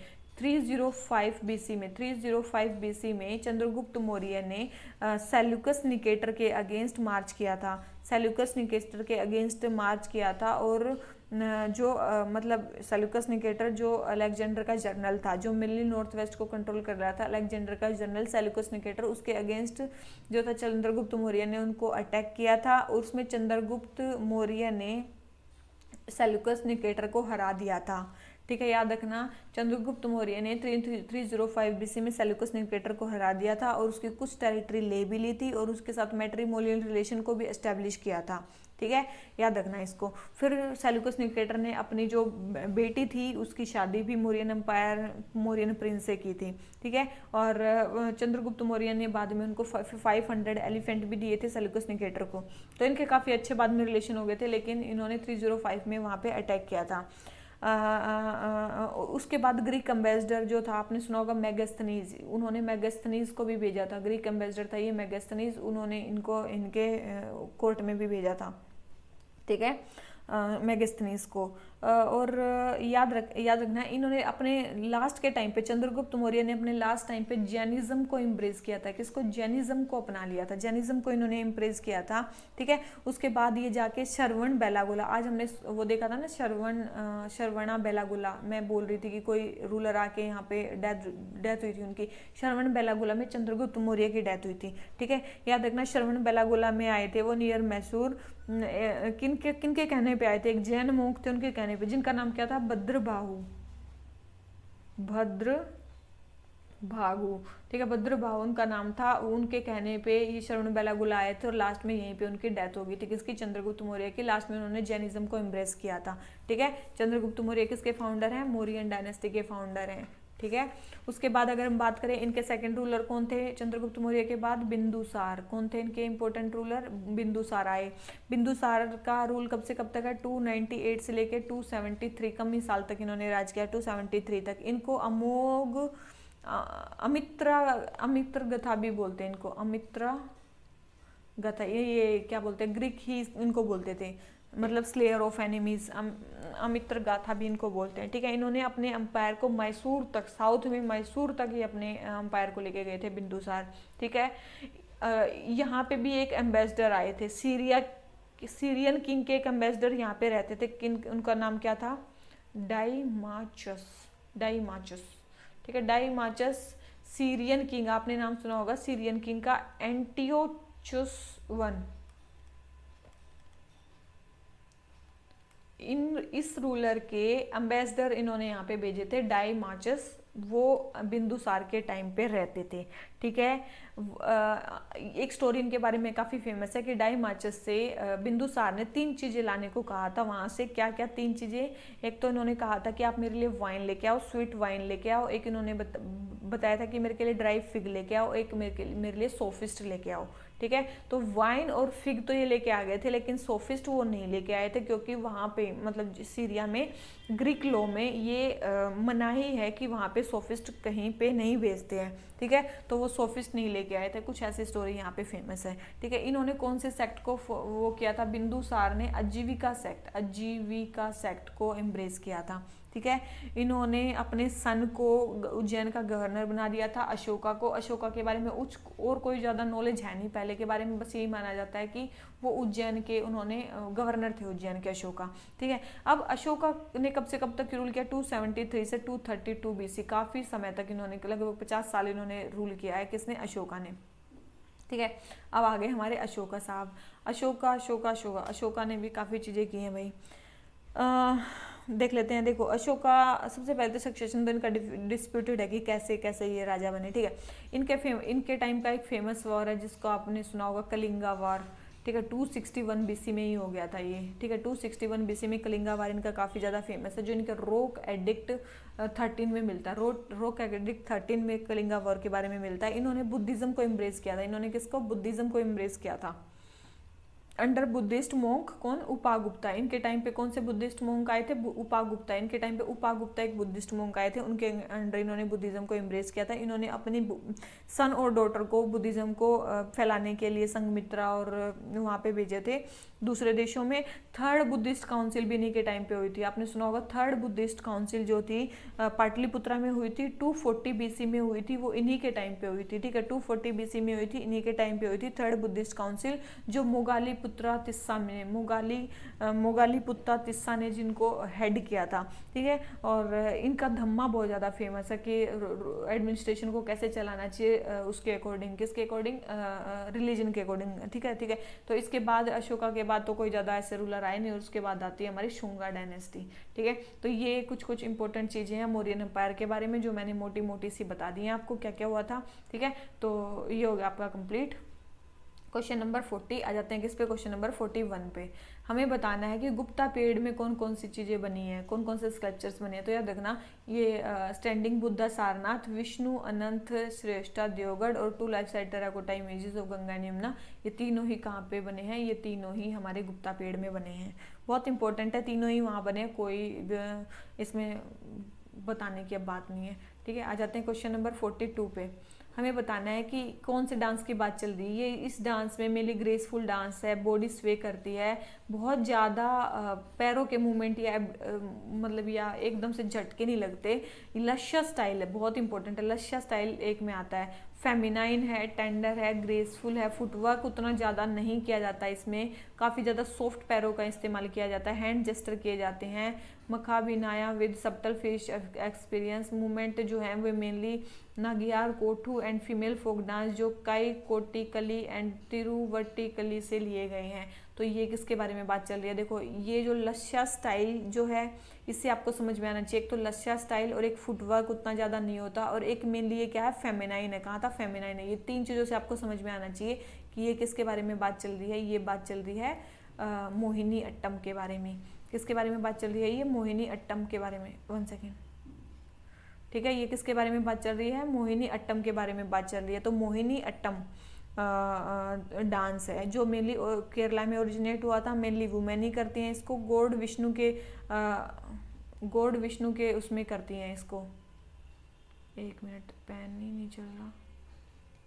गॉड विष्णु की रिमेम्बरेंस में इसको करती हैं जो फीमेल्स हैं वो। लश्या स्टाइल है इसका, फुटवर्क्स उतने ज़्यादा नहीं होते, जेंटल वर्क किया जाता है। ठीक है, 40 डांस, इसी डांस में 40 डांस बेसिक डांस मूवमेंट्स के जो कलेक्शन है ना उसको बोला जाता है अट्टावाकुल या फिर अटावुस। ठीक है, अटावाकुस और अटावुस ये क्या होते हैं, 40 बेसिक डांस मूवमेंट्स का कलेक्शन है जो मेनली किया जाता है इसमें। ठीक है, और बहुत सारे इसमें क्या नाम लेते हैं, इंस्ट्रूमेंट्स का भी यूज होता है, जैसे कि वीणा, फ्लूट, सिम्बल्स, मृदगम, इडाका एक फेमस है इसमें जो मेनली वो इंस्ट्रूमेंट का यूज़ होता है इसको चलाने में। ठीक है, ये चीज़ ध्यान रखना। तो क्वेश्चन नंबर ये हमारा 42 भी कंप्लीट हो जाता है। 1 मिनट रुको। अब आ जाते हैं नेक्स्ट क्वेश्चन पे। नेक्स्ट क्वेश्चन हमें क्या बोलता है, 43 हमें बताना है हीट वेव्स के बारे में। बोल रहे हैं कि heat waves is considered if its maximum temperature of A station reaches 30 degree Celsius और मोर। देखो हीट वेव्स तब मानी जाएंगी जब प्लेन्स में एटलीस्ट 40 डिग्री सेल्सियस टेम्परेचर पहुंच जाए या उससे ऊपर। ठीक है, एटलीस्ट 40 होना चाहिए। तो ये स्टेटमेंट तो होगा 30 नहीं 40 होना चाहिए। सेकंड बोल रहे हैं कि ऑरेंज अलर्ट तब इशू किया जाता है टू टेक एक्शन। देखो एक्शन लेने के लिए रेड अलर्ट किया जाता है, एक्शन लेने के लिए रेड अलर्ट, और ऑरेंज अलर्ट होता है बी प्रिपेयर्ड के लिए ऑरेंज अलर्ट। रेड होता है टू टेक एक्शन, ग्रीन होता है नो एक्शन टेकन, अभी कोई ज़रूरत नहीं है, no action needed, no action taken ही नो एक्शन नीडेड, कोई एक्शन की ज़रूरत नहीं है। और एक होता है yellow, watch and stay updated. ठीक है, तो ये कई टाइप के हीट वेव्स में वो होते हैं, क्या होते हैं, क्या बोलते हैं यार इसको, हीट वेव्स में अलर्ट्स होते हैं। ये डिफरेंट टाइप के अलर्ट्स इशू होते हैं, जैसे कि green, yellow, orange and red. ठीक है, इसकी सीवियरिटी के हिसाब से इनको ऐसे वो किया गया, सेट किया गया सीवियरिटी के हिसाब से कि किस हिसाब से इनका वो है। तो क्वेश्चन नंबर 44, तो दोनों ही स्टेटमेंट हमारी इसकी रॉन्ग हो गई हैं। ठीक है, दोनों ही स्टेटमेंट हमारी इसकी रॉन्ग है, तो इसका आंसर हमारा क्या आ गया, डी। ना फर्स्ट स्टेटमेंट सही है ना सेकंड स्टेटमेंट सही है, दोनों ही स्टेटमेंट गलत है, तो इसका आंसर हमारा क्या आ गया, डी। आ जाते हैं किस पे, क्वेश्चन नंबर 44 पे। 44 हमें गांधारा और मथुरा स्कूल ऑफ आर्ट के बारे में बात चल रही है, गांधारा और मथुरा स्कूल ऑफ आर्ट। चलो भाई देख लेते हैं। सबसे पहले Mathura school of art produce cultures of themes related to Buddhism only. देखो मथुरा स्कूल में जो इमेजेस प्रोड्यूस हुई है वो बुद्धिज्म हर एक की हुई है, मतलब हिंदुइज्म की मेनली इसमें जो हुई है, ऐसा नहीं है कि केवल बुद्धिज्म की वहाँ पे हुई है, ऐसा नहीं है। लेकिन गांधारा स्कूल ऑफ आर्ट में मेनली बुद्धिज्म की ही इमेजेस को मेनली वो किया गया है, ठीक है। ऐसा किस में हुआ है, गांधारा में हुआ है। केवल बुद्धिज्म किस में हुआ है, गांधारा में, ठीक है। सेकंड है Kushan empire played a important role in development of Gandhara school of art. देखो गांधारा स्कूल में गांधारा स्कूल ऑफ आर्ट को एस्टेब्लिश करने में मेनली किसका रोल है, ये स्टेटमेंट बिल्कुल सही है कि इन्हीं का रोल है, किसका, कुषाण का ही। सेकंड बोल रहे हैं, थर्ड बोल रहे हैं कुषाण किंग जो कनिष्क थे वो उनका जो हेडलेस स्टैचू है वो मथुरा में पाया जाता है, ये स्टेटमेंट भी सही है। कुषाण किंग जो कनिष्क है उनका हेडलेस स्टैचू जो है वो मथुरा में पाया जाता है, ये भी स्टेटमेंट सही है, दोनों स्टेटमेंट सही है। तो आंसर क्या आ गया हमारा, बी, ठीक है। मथुरा में हिंदुइज्म जैनिज्म बुद्धिज्म सबकी वो पाई जाती हैं, ठीक है। ठीक है। अब थोड़ा सा कुषाण के बारे में देख लेते हैं। कुषाण का ओरिजिनल होम कहाँ था, कुषाण कहाँ के रहने वाले थे, सेंट्रल एशिया के रहने वाले थे। कहाँ के रहने वाले थे, सेंट्रल एशिया के रहने वाले थे। इनका जो फाउंडर है उसका नाम क्या है, कुजूला या फिर उसको बोलते हैं कादफाइसिस, एक तो नाम ही इनके इतने अजीब है, या फिर कादफाइसिस वन भी इसको बोलते हैं, ठीक है। कजूला, कादफाइसिस या कादफाइसिस वन भी इसको बोलते हैं। ये कुषाण का फाउंडर है, ठीक है। इनका बेटा था सेकंड, जिसको बोलते हैं कादफाइसिस टू। इनका नाम क्या है, कादफाइसिस टू इनका बेटा था, जिन्होंने पूरे नॉर्थ वेस्ट को जीत लिया था, मथुरा तक, ठीक है। मथुरा तक इन्होंने अपने पूरे नॉर्थ वेस्ट को जीत लिया था, और इन्होंने ही गोल्ड कॉइन को इशू किया था विद ऐसे टाइटल लिखवा के, जैसे कि lord of the whole world, ठीक है, लॉर्ड ऑफ द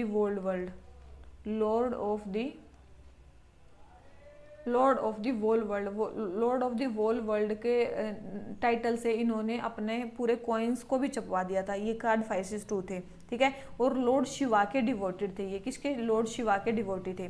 इसके बाद आते हैं हमारे कौन, कनिष्क, इंपॉर्टेंट कनिष्क, ठीक है। कनिष्क बहुत इंपॉर्टेंट रूलर थे। कनिष्क जो सबसे फेमस है 78 से 120 एडी के बीच में, मेनली इनका जो टाइम पीरियड है 78 से 120 एडी, इनको बोला जाता है ये साका एरा के वो हैं, क्या फाउंडर हैं, साका एरा के फाउंडर इनको बोला जाता है। साका एरा कब से स्टार्ट होता है, 78 एडी से स्टार्ट होता है। साका एरा के फाउंडर कनिष्क को बोला जाता है। इन्होंने मगध, बोधगया, पाटलिपुत्र, कश्मीर इन सबको मतलब जीत लिया था, ठीक है। कैपिटल इनकी क्या थी, पेशावर, इनकी कैपिटल क्या थी, पेशावर, या जिसको पुरुषपुर भी बोला जाता था, ठीक है। इंपॉर्टेंट मथुरा इनकी एक इंपॉर्टेंट दूसरी सिटी थी। इन्होंने बुद्धिज्म को इन्होंने किसको इम्ब्रेस किया था, बुद्धिज्म को, याद रखना। कनिष्क किसके थे, बुद्धिज्म के थे, और इनके फादर साहब किसके थे, शिवा के थे, ठीक है, याद रखना। और याद रखना कनिष्क के अंडर एक फोर्थ बुद्धिस्ट काउंसिल हुई थी। फोर्थ बुद्धिस्ट काउंसिल कनिष्क के टाइम पे हुई थी, कहाँ पे हुई थी, कनिष्क कश्मीर में हुई थी। और वाशुमित्रा इनके प्रेसिडेंट थे। वाशुमित्रा प्रेसिडेंसी के अंदर इनकी वो हुई थी, क्या बोलते हैं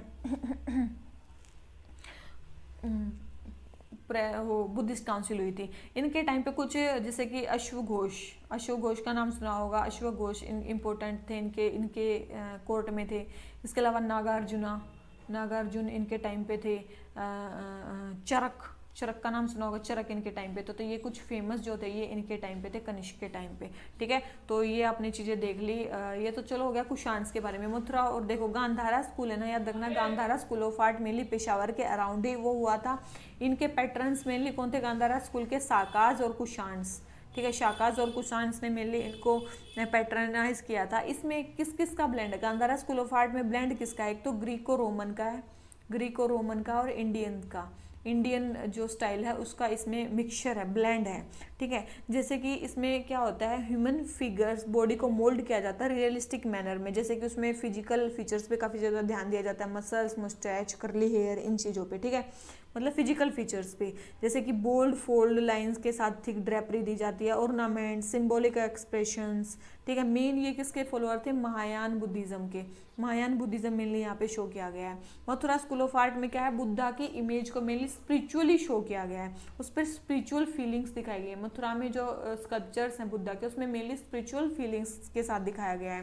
ठीक है, जो गांधारा आर्ट में नहीं है, वहाँ पे स्पिरिचुअल फीलिंग्स के साथ उसको नहीं दिखाया गया है गांधारा में मेनली, लेकिन मथुरा में उनको स्पिरिचुअल फीलिंग के साथ दिखाया गया। ठीक है, तो ये कुछ इंपॉर्टेंट डिफरेंसेस है इनके बीच में।